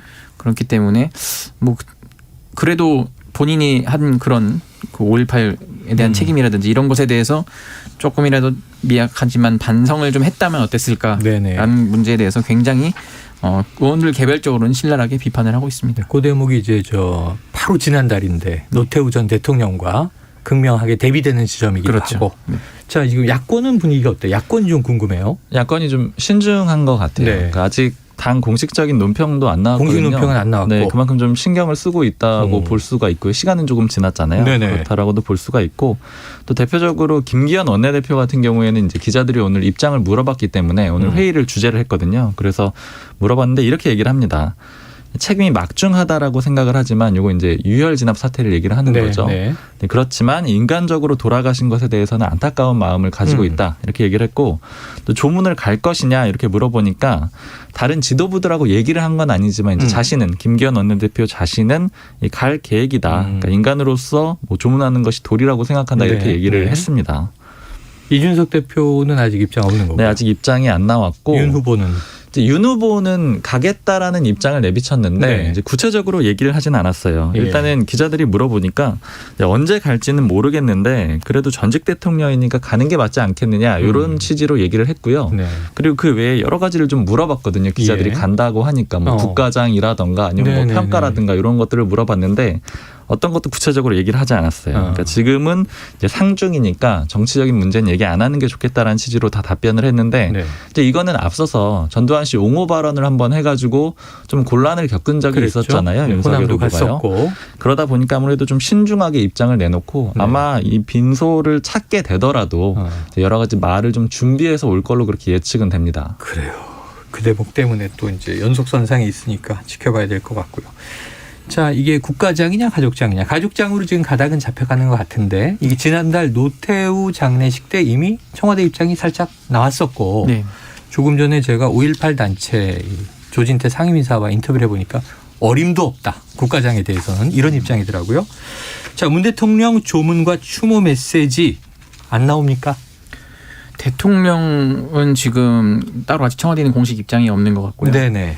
아마 뭐 그래도 개인적으로는 단호하겠지만 또 국가 원수 입장에서는 조금 더 정제된 메시지가 나올 것으로 좀 보이고. 아, 그래요. 그 국가장에 대해서는 그때 이철희 정무수석이 어림도 없다고 한 만큼. 네. 근데 아마 그렇더라도 형식적으로는 국무회의에 올려서 국무위원들의 이제 의견을 수렴하는 형태로 가지 않을까 싶긴 하거든요. 네네. 노태우 대통령 때도 그런 식으로 했고 그렇기 때문에 지금 뭐 청와대는 그 정도 선에서 뭐 오늘 중으로 나오지 않을까 싶습니다. 그래요. 자, 지금 상중이니까 이런 표현도 나왔지만 사실 보면은 이제 이 사회적으로 또 이 전직 대통령 사망이면 조문 정국이란 말이에요. 과거에 고 김대중 대통령 때 보면 이제 북측에서도 조문 사절들이 오고 막 그랬으니까. 네.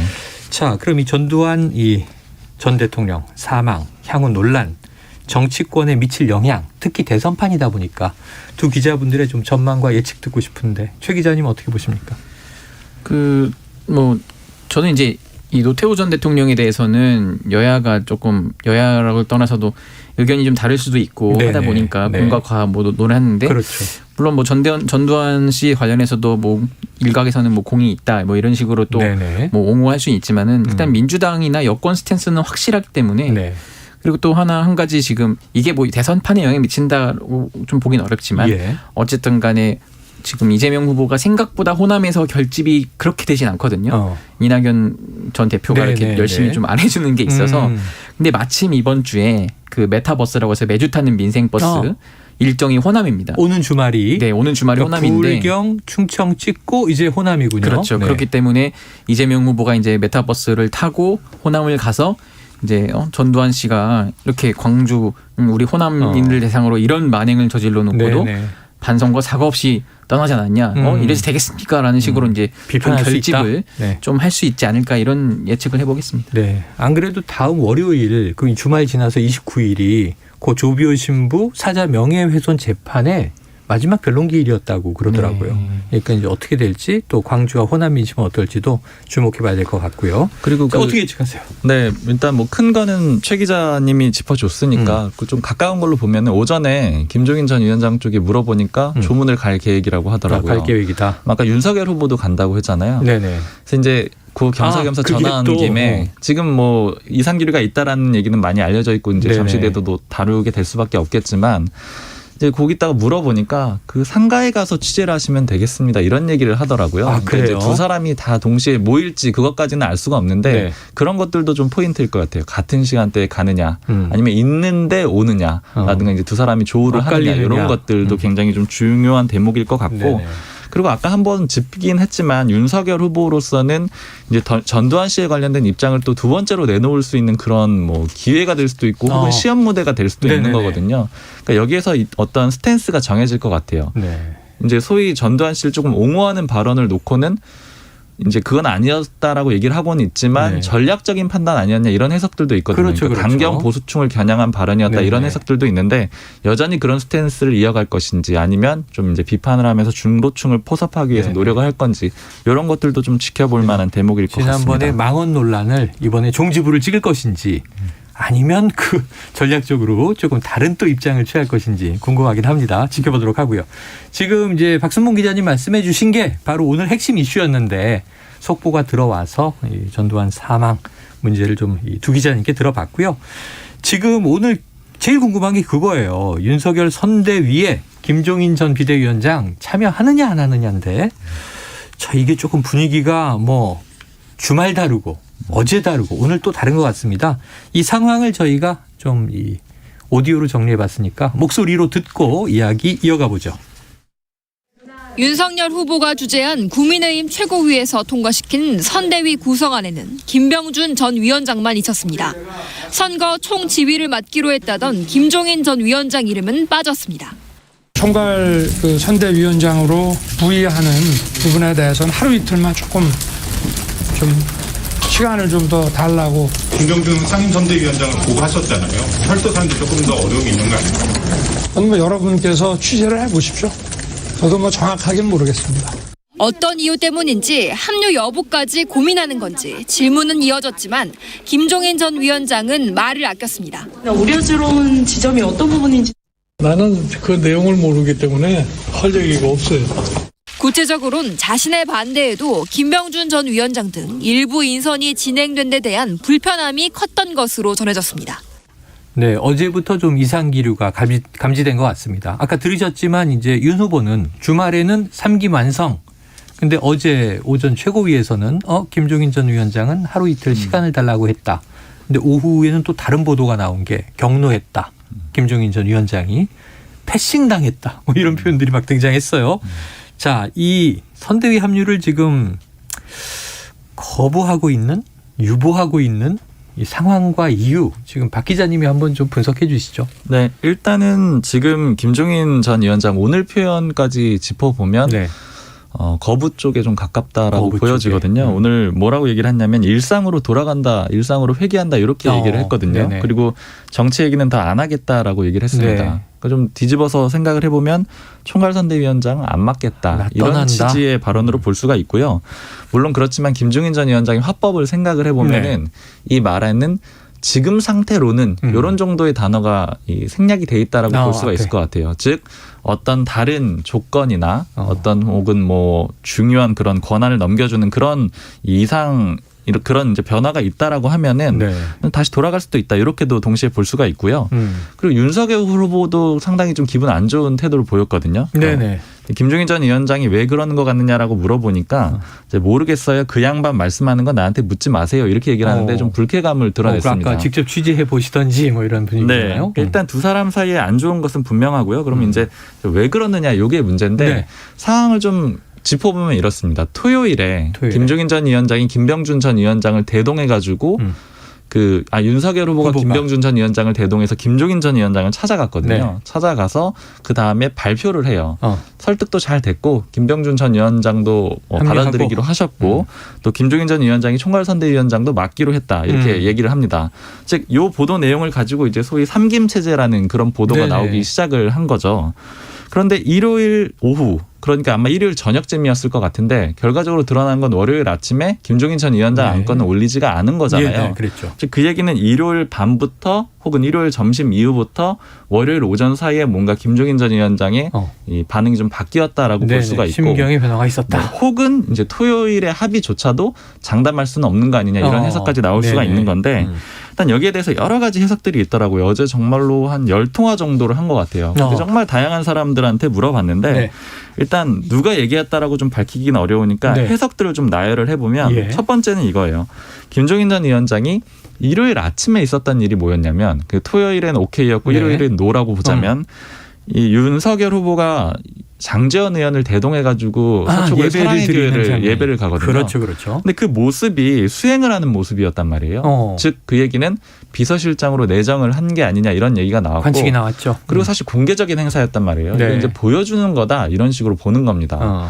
그러니까 김종인 전 위원장 측에서 가까운 인사가 하는 얘기는 그 모습이 결정타였다. 일요일 그거는 오전 대놓고 비서실장을 임명하겠다라는 의지를 보여준 게 아니냐 이렇게 좀 해석을 합니다. 그러니까 그리고 나서 더 추가적으로 하는 얘기는 장제원 의원 하나만 가지고 그렇게 결정을 하는 건 아니지만 사실 김병준 전 위원장이 찾아와서 설득을 할 때는 막 내키진 않았지만 원래는 이제 부정적인 입장이었잖아요. 내키진 않았는데 직접 찾아와서 이제 서히 말하는 서열 정리를 했기 때문에 수용을 할 수가 있었는데 이준석 대표는 또 김병준 전 위원장이 찾아가서 사과하고 뭐 이런 얘기도 했었잖아요. 네, 그랬기 때문에 받아들일 수가 있었는데 결과적으로 장제원 의원 건을 보면서 이제 앞서 있었던 조금 억눌렀던 불만 같은 것들이 같이 폭발을 터졌다? 했다. 네, 이렇게 좀 해석하는 게 한 부류가 있고요. 또 다른 정반대 해석도 있습니다. 그렇게 해석을 하는 거에 대해서 이제 좀 다른 입장인 거죠. 그 사람들은 이 다른 입장을 얘기하는 사람들은 김병준 전 위원장이 문제가 아니다. 이거는 김한길 전 대표의 문제다. 이렇게 얘기를 하기도 해요. 다른 이건 어떤 얘기냐면 김병준 전 위원장이 찾아가서 서열 정리도 하고 그리고 토요일 오후에 보면 일부 인터뷰에서 김종인 전 위원장이 네. 오케이 했다라는 식으로 얘기가 나오거든요. 네. 그럼 토요일에서 일요일 사이에 하루 만에 그 마음이 변할 수가 있겠느냐. 그거는 네. 일요일 오후에 있었던 일정을 보면 또 윤석열 후보가 김한길 전 대표를 만나가지고 네. 이제 새시대 준비위원회라는 걸 맡기잖아요. 예, 맞아요. 근데 이게 당 선대위에 포함이 안 돼 있어요. 그러니까 별도의 기구란 말이에요. 네네. 그러니까 이런 별도의 기구를 뒀다라는 건 사실 일종의 꼼수로 보일 수가 있다라는 거죠. 그리고 또 주말 사이 나왔던 보도가 삼김 체제란 보도잖아요. 그렇죠. 이 얘기는 결국은 김종인 전 위원장이 요구를 해왔던 원톱 체제하고는 결과적으로는 다른 모양이 들립니다. 됐기 때문에 네. 이건 체제 자체에 문제가 있는 것이다. 이렇게 좀 분석을 하는 경우도 있습니다. 근데 어찌 됐든 간에 결과적으로 보자면 이건 이제 그 윤석열 후보의 인사에 대해서 전반적으로 어쨌든 불만이 있다라는 것은 네. 명확해 보이고요. 네. 그리고 아까 말씀드렸던 해석들은 조금씩 다 다르기는 한데 예를 들자면 좀 이런 거예요. 뭐 이제 김병준 전 위원장과 가까운 사람들은 김병준 전 위원장의 탓이 아니다. 이런 식으로 다른 해석을 것이다. 하는 것이고 또 이제 마찬가지로 또 반대 입장에서는 다르게 얘기를 네. 하고 이런 것인데 어쨌든 종합을 해보자면은 한 상황에 대해서 일종의 진실 게임 양상도 벌어지고 있어요. 예. 지금 이렇게 예. 해석도 다른 것도 있고 특히 또 윤석열 후보가 김종인 전 위원장이 하루 이틀 네. 시간을 달라 그랬다라고 했잖아요. 근데 김종인 전 위원장은 그런 적이 없다라고 또 하고 있거든요. 네. 그리고 나서 두 사람 입을 닫은 상태예요. 그러니까 지금 어쨌든 이상 기류가 심각하게 있는 것은 맞다라고 볼 수가 있습니다. 지금 뭐 시간대별로 주말부터 이 토요일, 일요일 오전 오후 상황 그리고 이 각 재변수들 주로 인물들이죠. 거기에 대해서 이제 다양한 문제를 완전히 종합 선물 세트로 칼 정리를 해주셨습니다. 잘 정리가 됐나요? 네. 근데 뭐 그중에 어떤 가설이 더 유력하든 간에 전반적으로 종합적으로 문제가 된 거죠. 그렇죠. 제가 보니까 네. 김종인 전 비대위원장 입장에서는 A도 문제고 B도 문제고 C도 맞습니다. 문제고 구조도 다 문제네요. 문제고 인선도 네. 문제였을 거예요. 그래서 이제 경로했다까지 결국 나왔고 일상으로 돌아간다. 근데 이 김종인 전 위원장의 화법 일상으로 돌아간다. 나 집에 간다 이러면 사실은 약간 여지가 나 집에 있으니까 찾아와 줄래? 이런 분위기 아니에요? 맞습니다. 좀 정확하게 보셨는데 오늘도 발언들을 굉장히 꼼꼼하게 봤는데 네. 이제 포인트들이 몇 가지가 있어요. 기자들이 쭉 질문을 하면은 이제 내키는 건 답변을 하고 내키지 않는 건 답변을 안 하거든요. 근데 네네. 답변을 한 내용이 뭐가 있었냐면 이제 이재명 후보가 최근에 선대위도 조정을 하고 많은 변화를 줬는데 이거 어떻게 생각하느냐, 어떻게 평가하느냐 이렇게 질문을 하니까 그분은 원래 변화를 잘할 수 있는 그런 능력을 가진 사람이다. 이렇게 네. 딱 평가를 해줘요. 좋게 평가를 한 거죠. 그런 다음에 바로 질문이 국민의힘 상황은 어떤 것 같느냐 이렇게 물어봅니다. 그랬더니 정치 문제에 대해서 얘기하고 싶지 않아요. 이렇게 얘기를 하거든요. 네네. 근데 앞에 것도 정치 문제잖아요. 그렇죠, 그러니까 이제 그렇죠. 뒤에 건 얘기를 안 하고 싶다라는 건데 즉 이 얘기는 뭐냐. 해석을 해볼 수가 있겠죠. 민주당은 잘하고 있는데 국민의힘은 얘기할 수가 없다. 이 얘기는 내가 필요할 것이다라는 그런 부분으로 해석이 뭔가 가능하고요. 빠져 있어 이런 네. 얘기죠.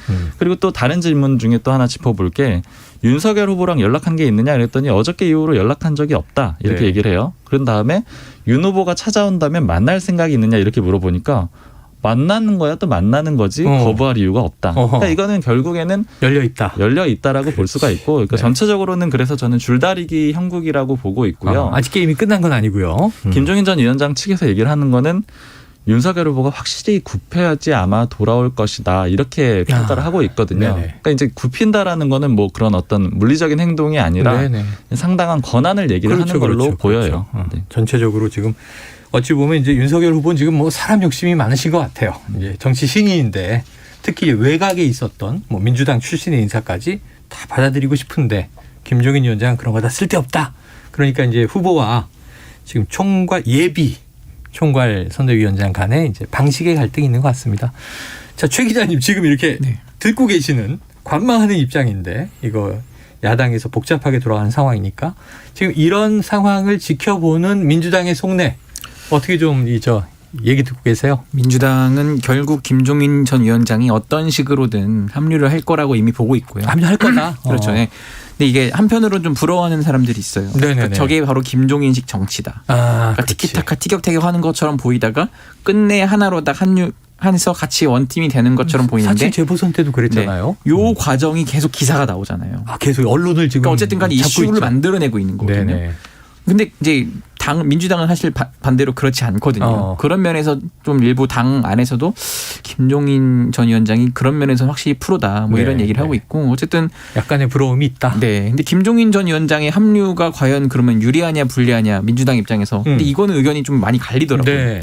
그러니까 김종인 전 위원장이 아무래도 강력한 리더십을 발휘해서 당의 이제 잡음을 없애고 4.7 재보선을 승리했다는 건 굉장히 높이 평가하기 때문에 대선을 앞두고도 그런 건 이제 그 실수 게임이라고 하잖아요. 상대적인 거라서 김종인 전 위원장이 그걸 딱 다 잠재우는 역할을 할 텐데 자책골 넣는 쪽이 불리하니까 그런 건 이제 그쪽에서 장점이라고 볼 수 있지만은 한편으로는 김종인 위원장이 와야 저 당이 정말 올드한 당이다 이런 식으로 그 이미지를 줄 수 있다는 거예요. 그러니까 이른바 지금 삼김 체제라는 분들 다 연배가 좀 높잖아요. 그렇죠. 근데 지금 표심은 캐스팅 보트를 쥐는 건 2030 세대란 말이죠. 네. 좀 젊은 얼굴, 당이 혁신적으로 보이는 모습이 중요한데 요즘 젊은 얼굴은 홍준표 의원 아니에요? 네, 그렇다 보니까 오히려 홍준표 의원이 합류할 것 같아 안 할 것 같아라고 오히려 역으로 물어보는 분들이 민주당 많아요. 쪽에서. 네, 그런 면에서 홍준표 의원이 외곽에서 따로 이렇게 하는 거를 민주당이 은근 좀 반기는 면도 있고 그래서 꼭 김종인 위원장의 합류가 민주당이 뭐 유리하다 불리하다 이렇게 한 면을 딱 단언할 수는 없는 것 같습니다. 부러워하는 면도 있고 와도 올드보이의 귀환이니 2030 세대가 표를 주긴 어려울 것이야 뭐 이런 생각도 있고 자 지금 그래서 민주당 안에서는요 그럼 저쪽에 상황이 오면 우리도 뭔가 대응 카드 필요한 거 아니야 그래서 이해찬 전 대표의 등판론 근데 조금 전에 우상호 의원은 이미 등판에 있다 고문단에 들어와 있는 거 아니냐 뭐 따로 뭐 총괄 이런 자리를 맡을 것 같지는 않고 이미 할 역할 한다 이런 얘기를 했어요. 요거 어떻게 정리될 것 같습니까? 그러니까 이제 어떻게 보면은 현 지도부, 그러니까 이재명 후보를 빼고 현 송영길 대표 체제를 조금 불신하거나 이제 싫어하는 분들 위주로 그 얘기를 많이 하고 다닙니다. 김종인 위원장이 나오면은 맞상대인 이해찬 대표가 나와야 되는 거 아니냐. 좀 강력한 리더십을 발휘해서 해야 되는 거 아니냐는 그분들이 이제 의견을 많이 내는데 그래서 이제 이해찬 대표의 뜻이 중요하잖아요. 그쪽 주변 취재를 좀 해보면은 이해찬 대표는 이렇게 전면에 나설 생각을 없고 현재처럼 상임 고문을 하면서 주로 이제 그 지금 이재명 후보와 굉장히 통화를 자주 한대요. 그렇기 때문에 정무적 조언을 좀 해주는 역할이지 이미 드러나지 않게 하고 있군요. 그렇습니다. 왜냐하면 이재명 후보가 사실 여의도에는 그렇게 끈이 많지 않아서 그럼 정무적으로 본인이 이제 판단해야 할 때 누군가의 좀 도움이 필요하거든요. 그럴 때 지금 믿고 좀 그나마 의지할 수 있는 분이 이해찬 전 대표라는 거예요. 그렇기 때문에 이미 충분한 소통을 하고 있고 뭐 무슨 인선을 일일이 하나씩 이렇게 그런 뭐 조언을 듣는다는 건 아니고 이럴 때는 어떻게 하는 방향이 좋겠습니까라고 이제 물으면은 이해찬 대표가 아는 한에서 이렇게 최선의 답을 좀 해주는 편입니다. 뭐 그걸 참고하는 거지 그대로 또 한다는 건 아니고요. 어쨌든 그런 정무적으로 조언을 해줄 수 있는 상대가 있는 것만으로도 이재명 후보에게 굉장히 큰 힘이 되기 때문에 그런 정도의 역할은 꾸준히 할지 않을까 싶습니다. 전면에 나서진 않을 것이다. 그러니까 역사적으로 오래된 얘기인데 또 이해찬 대 김종인인가 이런 구도는 안 만들 것 같다는 거죠. 자 어제 윤석열 후보 이게 뭐 80초 또 이제 정확하게는 뭐 71초 2초 라는 1분 30초다 2분이다 참 이제 논란이 많지만 어쨌든 1분 20여 초 침묵 논란이 있었어요. 뭐 글로벌 리더스 포럼. 그런데 이제 여야 입장은 완전히 다른 것 같아요. 이제 김기현 원내대표한테도 물어봤고 아까 우상호 또 민주당 의원에게도 물어봤고 정말 이게 이 해석의 차이가 극명하더라고요. 요 정확하게 몇 초랍니까? 그건 제가 그쪽 확인은 안 해봤는데 한 80초 정도였던 것 같아요. 약 80초, 약 80초. 사실 뭐 국민의힘에서는 그게 몇 초인지 그런 거를 막 따지거나 지금 그러고 있는 상황은 아니고 기술적인 실수였을 뿐이고 또 그리고 말을 못해서 그런 게 아니고 준비가 안 돼서 준비가 안 됐기 때문에 말을 안 한 것이다. 오히려 이제 주최 측이나 아나운서를 배려한 것이다. 이런 얘기도 또 그렇게 지금 있어요. 생각을 하고 있고 또 여권의 이 공격이 너무 좀 뭐 가혹하다 이렇게 좀 평가를 하고 있는 상황이죠. 자 그런데 또 여권에서는 어제 이재명 후보가 먼저 프롬프터가 안 떴고 그거는 이제 후보 측에 자료가 전달되지 못했다. 전달에 문제가 있었다. 그래서 10분간 즉흥 연설을 했다. 그리고 이제 올라온 윤 후보는 뭐 80초 정도를 기다리는 바람에 이 침묵. 아까 우상호 의원은 이게 대형 방송사고 아니냐 이런 얘기를 했는데 근데 민주당에서 또 나중에 우리 이재명 후보는 이 프롬프터를 사용하지 않았습니다. 이런 공지를 띄워서 굳이 이렇게 또 이렇게 대응을 하느냐 뭐 여러 가지 이제 해석들과 시각이 있어요. 민주당 어떤 분위기입니까 이 대목? 저도 이거 지금 기자단 그 단체 대화방에 이 공지를 오후에 갑자기 띄우는 거예요.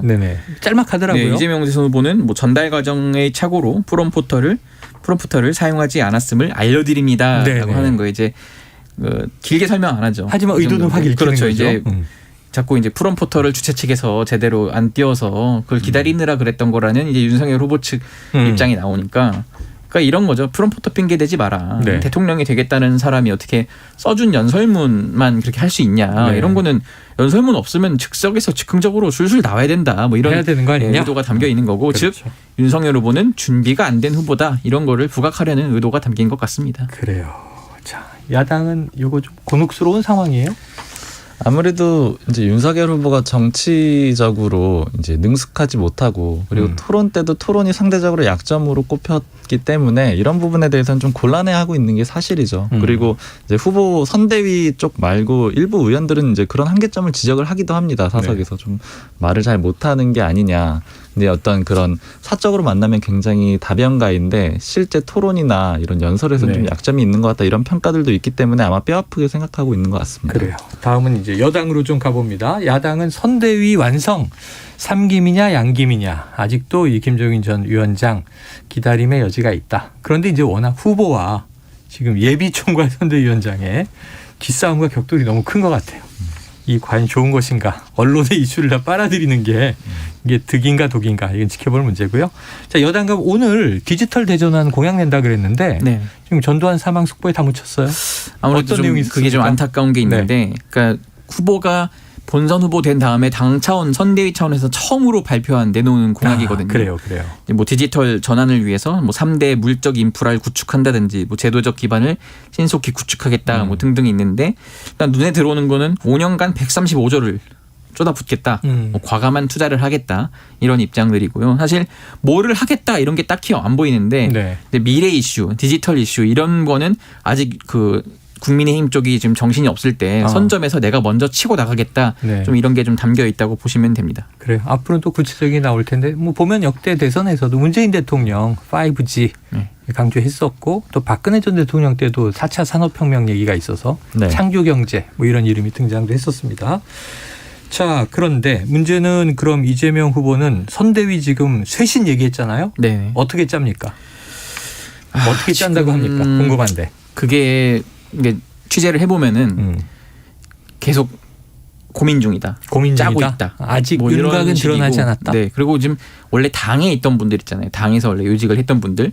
그리고 선대위에 있어도 이제 이재명 후보의 그런 뭐 성남시장 시절부터 따라온 분들이 아니고 이제 그 당에서 이제 캠프에 합류한 분들은 나는 잘 모르겠다. 뭐 이런 게 많아요. 그러니까 지금 뭐 늦어도 적어도 목요일 안에는 어느 정도 이런 방향으로 가겠다는 안을 내놓겠다는 얘기는 있는데 구체적으로 인선까지 다 나올지는 모르겠다 이거예요. 그러니까 이제 당 핵심 관계자한테 물어봤더니 자기는 이제 처음에는 관여했지만 이번에는 손을 다 뗐다. 이거는 이제 이재명 후보 측에서 만들어서 가져올 예정이라 일단은 전권을 주겠다고 한 만큼 이재명 후보의 이제 의중이 좀 들어가 있는 것 같고요.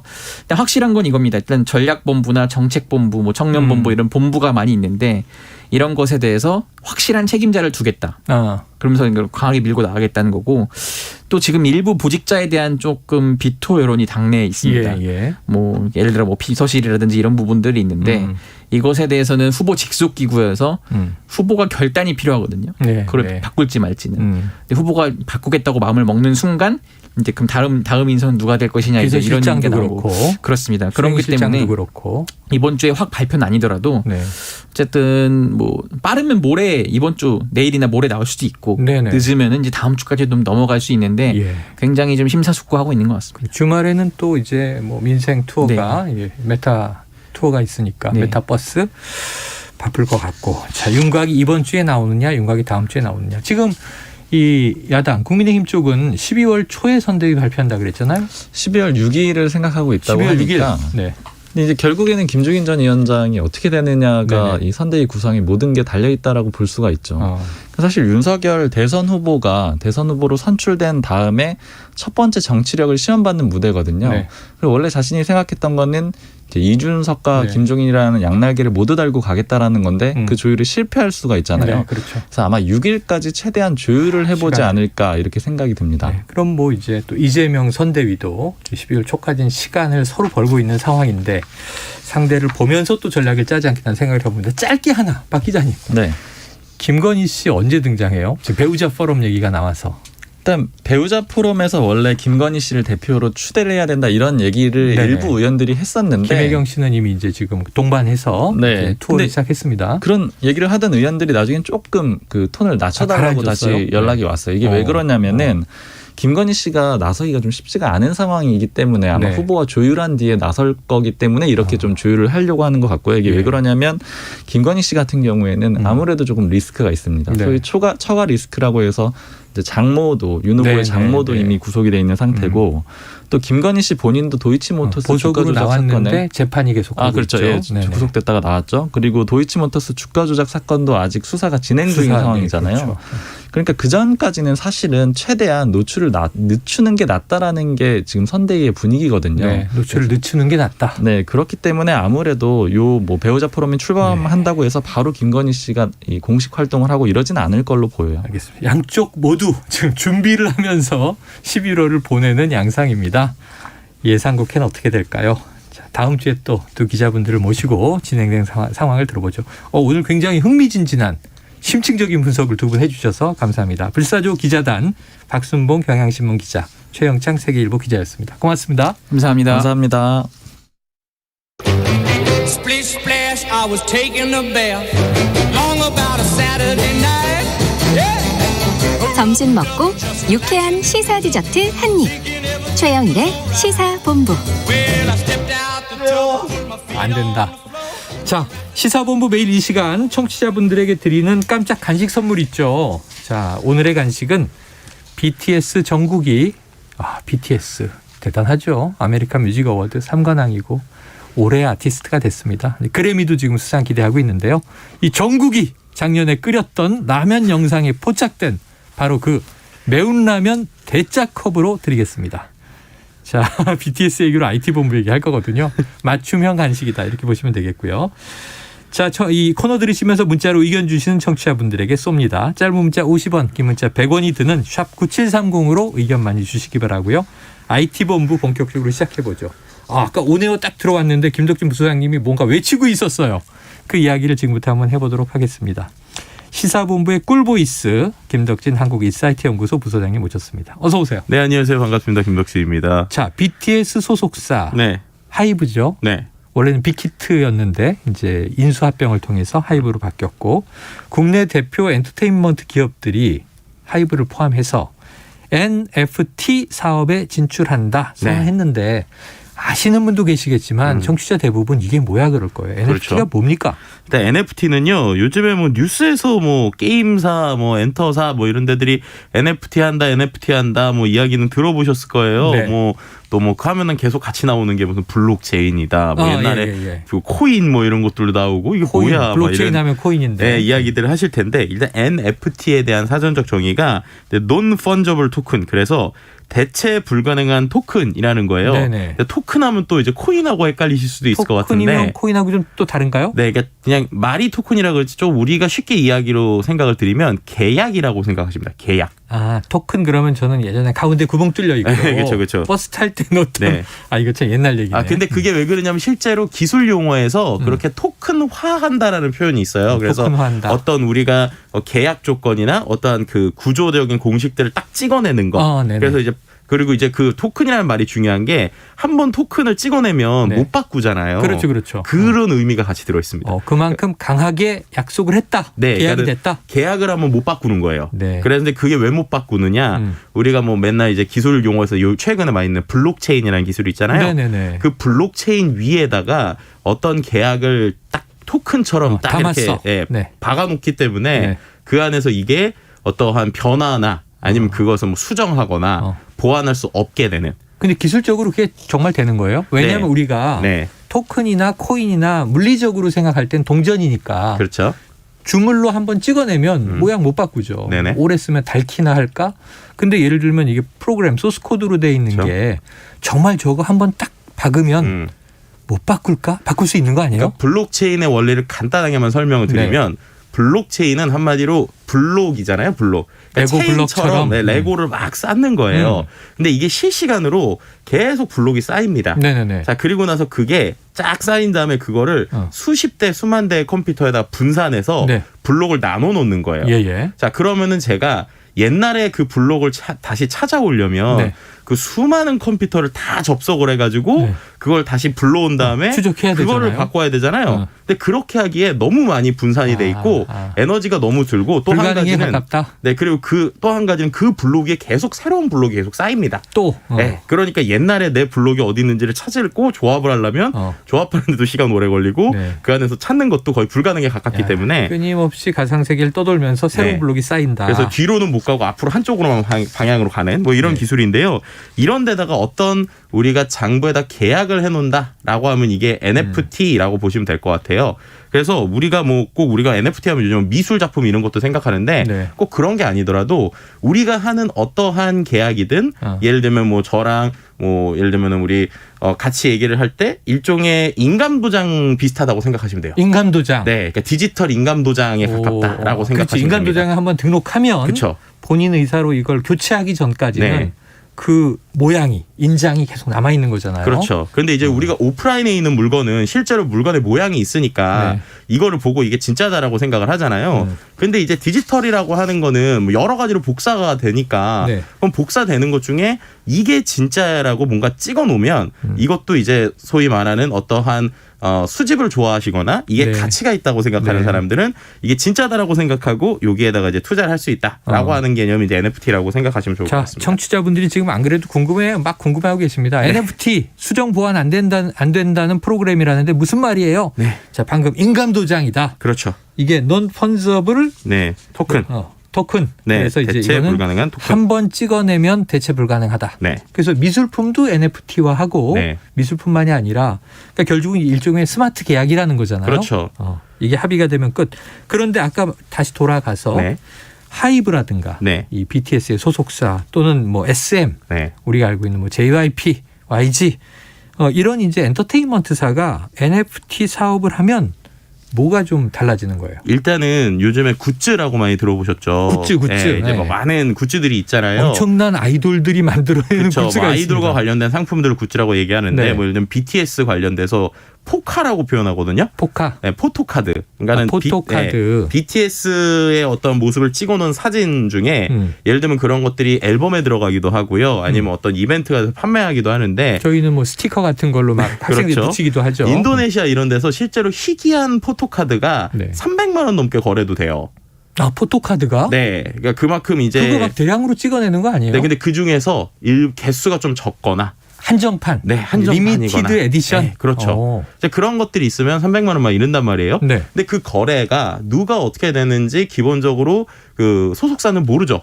그리고 두 번째는 이게 소속사에서 찍어낸 건지 아니면은 누가 한 건지 이런 것도 애매한 부분이 있잖아요. 그렇죠. 그래서 소속사 입장에서 볼 때는 본인들이 NFT라고 하는 디지털 인감 도장을 활용해서 본인들이 예를 들면 가상의 디지털 포토카드를 만든다라고 하면은 일단은 판매하기가 너무 좋겠죠. 그러니까 이게 쉽게 말하면 이제 위조 화폐 할 때 화폐 우리 홀로그램 찍잖아요. 그쵸? 그런 것처럼 확실한 인증. 그리고 이제 두 번째는 이제 이것 때문에 최근에 예술 쪽에 있는 분들이 다 NFT에 지금 엄청나게 몰입하는 건데 기본적으로 미술 작품이라고 하는 건 우리가 제작을 한 사람이 한 번 제작을 한 다음에 한 번 뭐 옥션이나 이런 데 팔렸어요. 그리고 나면 이제 그다음부터는 본인한테 돌아오는 게 없잖아요. 그렇죠. 근데 이 NFT는 디지털 계약이기 때문에 처음에 계약을 할 때 예를 들어서 이게 계약될 때마다 누군가가 살 때마다 계속 원자작자한테 10%의 금액을 줘야 된다라고 설정을 해놓으면 설정을 하면 그게 자동으로 돌아가져요. 그게 일종의 인세 계약 같은 게 들어있는 거네요. 네, 그렇죠. 그런 거를 설정을 할 수가 있습니다. 그러니까 뭐 10년이든 20년이든 심지어 뭐 이게 원래 뭐 100원이었다가 누군가가 막 100만 원에 샀어요. 그러면 100만 원에 살 때의 10%니까 계속적으로 어떻게 보면은 그 제작하는 사람 입장에서는 본인들의 IP를 가지고 최대한 수익을 낼 수 있다. 그리고 이제 그리고 세 번째는 기존에 우리가 이러한 플랫폼상 온라인 플랫폼에서 거래를 한다고 하면 그 거래를 위한 특정 플랫폼이 있잖아요. 그렇죠. 그리고 그 플랫폼에 수수료를 떼주죠. 우리가 제일 많이 쓰는 게 온라인 쇼핑몰들 아닙니까? 그렇죠. 그런데 이 NFT라고 하는 거는 사용자하고 그다음에 이제 제작자가 직접 거래를 하는 방식이기 때문에 수수료 차원에서도 줄일 수 있고 플랫폼이 없다. 그렇죠. 그리고 이제 본인들이 만든 플랫폼에서 판매하고 그걸 소비자들이 직접 구매를 하고 그리고 나서 이게 아까 말씀드린 대로 모든 거래 내용이 기본적으로 플로우가 보이고 그다음에 그 안에서 수수료를 다 얻을 수 있으니까 어떻게 보면은 본인들의 IP 아니면 본인들이 정말 엄청난 브랜드다. 라고 하는 분들한테는 거의 뭐 노다지다 뭐 이렇게 설명을 드릴 수 있는 거죠. 셀럽들 본인들이 장인이다 거물이다. 근데 저도 지금 얘기를 들으면서 5만 가지 생각이 드는 게 플랫폼에 수수료 띄워주는 게 아깝긴 하지만 왜냐하면 만약 판매자가 누군지 모르는데 먹튀하면 입금했는데 물건이 안 왔어. 그럼 이제 문제는 플랫폼에다 우리 항의를 하잖아요. 일부 보상이라도 되고. 지금 청취자분들 궁금한 게 참 많으신 것 같아요. 7606님 저작권은 법적 보호가 되는데 NFT는 법적 보호 장치 있나요? 이게 이제 정확하게 찝으셨어요. 없습니다 지금. 없죠. 지금 없어요. 그리고 소유권이 본인에게 오지 않아요. 이게 되게 중요한 부분인데요. 예를 들면은 최근에 어떤 이슈가 있었냐면 그 미술 작품이 실제로 있는 미술 작품을 누군가가 디지털로 만들어서 NFT화를 하겠다고 했어요. 그랬더니 이 미술품의 원 제작자의 이제 그분은 고인이 되셨는데 가족들이 이거에 대해서는 실제 미술품은 예를 들면 고인 사망 후 30년 동안은 저작권이 본인들에게 있기 때문에 유족에게 있기 때문에 본인들이 예를 들면은 이제 실제 그 작품을 자기가 돈 주고 사더라도 그거에 대한 NFT를 만드는 거는 너가 할 수 없다. 뭐 이런 식의. 그러니까는 그리고 또 한 가지가 최근에 나오는 뭐 예를 들면 특정 캐릭터의 NFT를 구매를 하더라도 그 디지털만 구매한 거지 그걸 갖고 제가 뭐 사업을 하거나 이럴 수가 없다라는 거예요. 그리고 이제 또 한 가지 이슈는 만약에 BTS의 그 NFT를 제가 그냥 갑자기 BTS의 이게 NFT라고 찍어가지고 이게 뭔가 이렇게 NFT를 만들어가지고 올리더라도 그거를 정확하게 법적인 규제들이 아직 없습니다. 그래서 이런 것들에 대해서 지금 법적인 제도적인 어떤 보완들이 진행은 중인데 아직은 그런 이 여러 가지 이슈들 때문에 뭔가 본격적으로 투자하거나 이걸 하기에는 약간 좀 조심해야 되는 부분이 분명히 존재합니다. 저는 절반은 설득이 됐어요. 기술적으로는 이렇게 되는 거구나 하고 이해는 됐는데 말씀하신 대로 사람과 사람의 관계가 흔히 가짜, 위작, 위조 이게 많기 때문에 이게 제대로 된 NFT가 아닌데 사기를 치면 고령자라든가 이거 100% 이해 못한 분들은 헷갈리고 혼동될 수 있거든요. 자, 0223님 50대 후반인데 무슨 말씀인지 잘 모르겠네요. 이럴 때 격세지감 느낀다 하는 거겠죠. 9544님 음악 신청합니다. 오늘 음악은 다 나갔지만 이선희의 옛날이요. 자, 40대인 PD 뭔 말인지 모르겠어요. NFT 개념 자체가 어려운 듯. 자, 오늘 여기서 정리하겠습니다.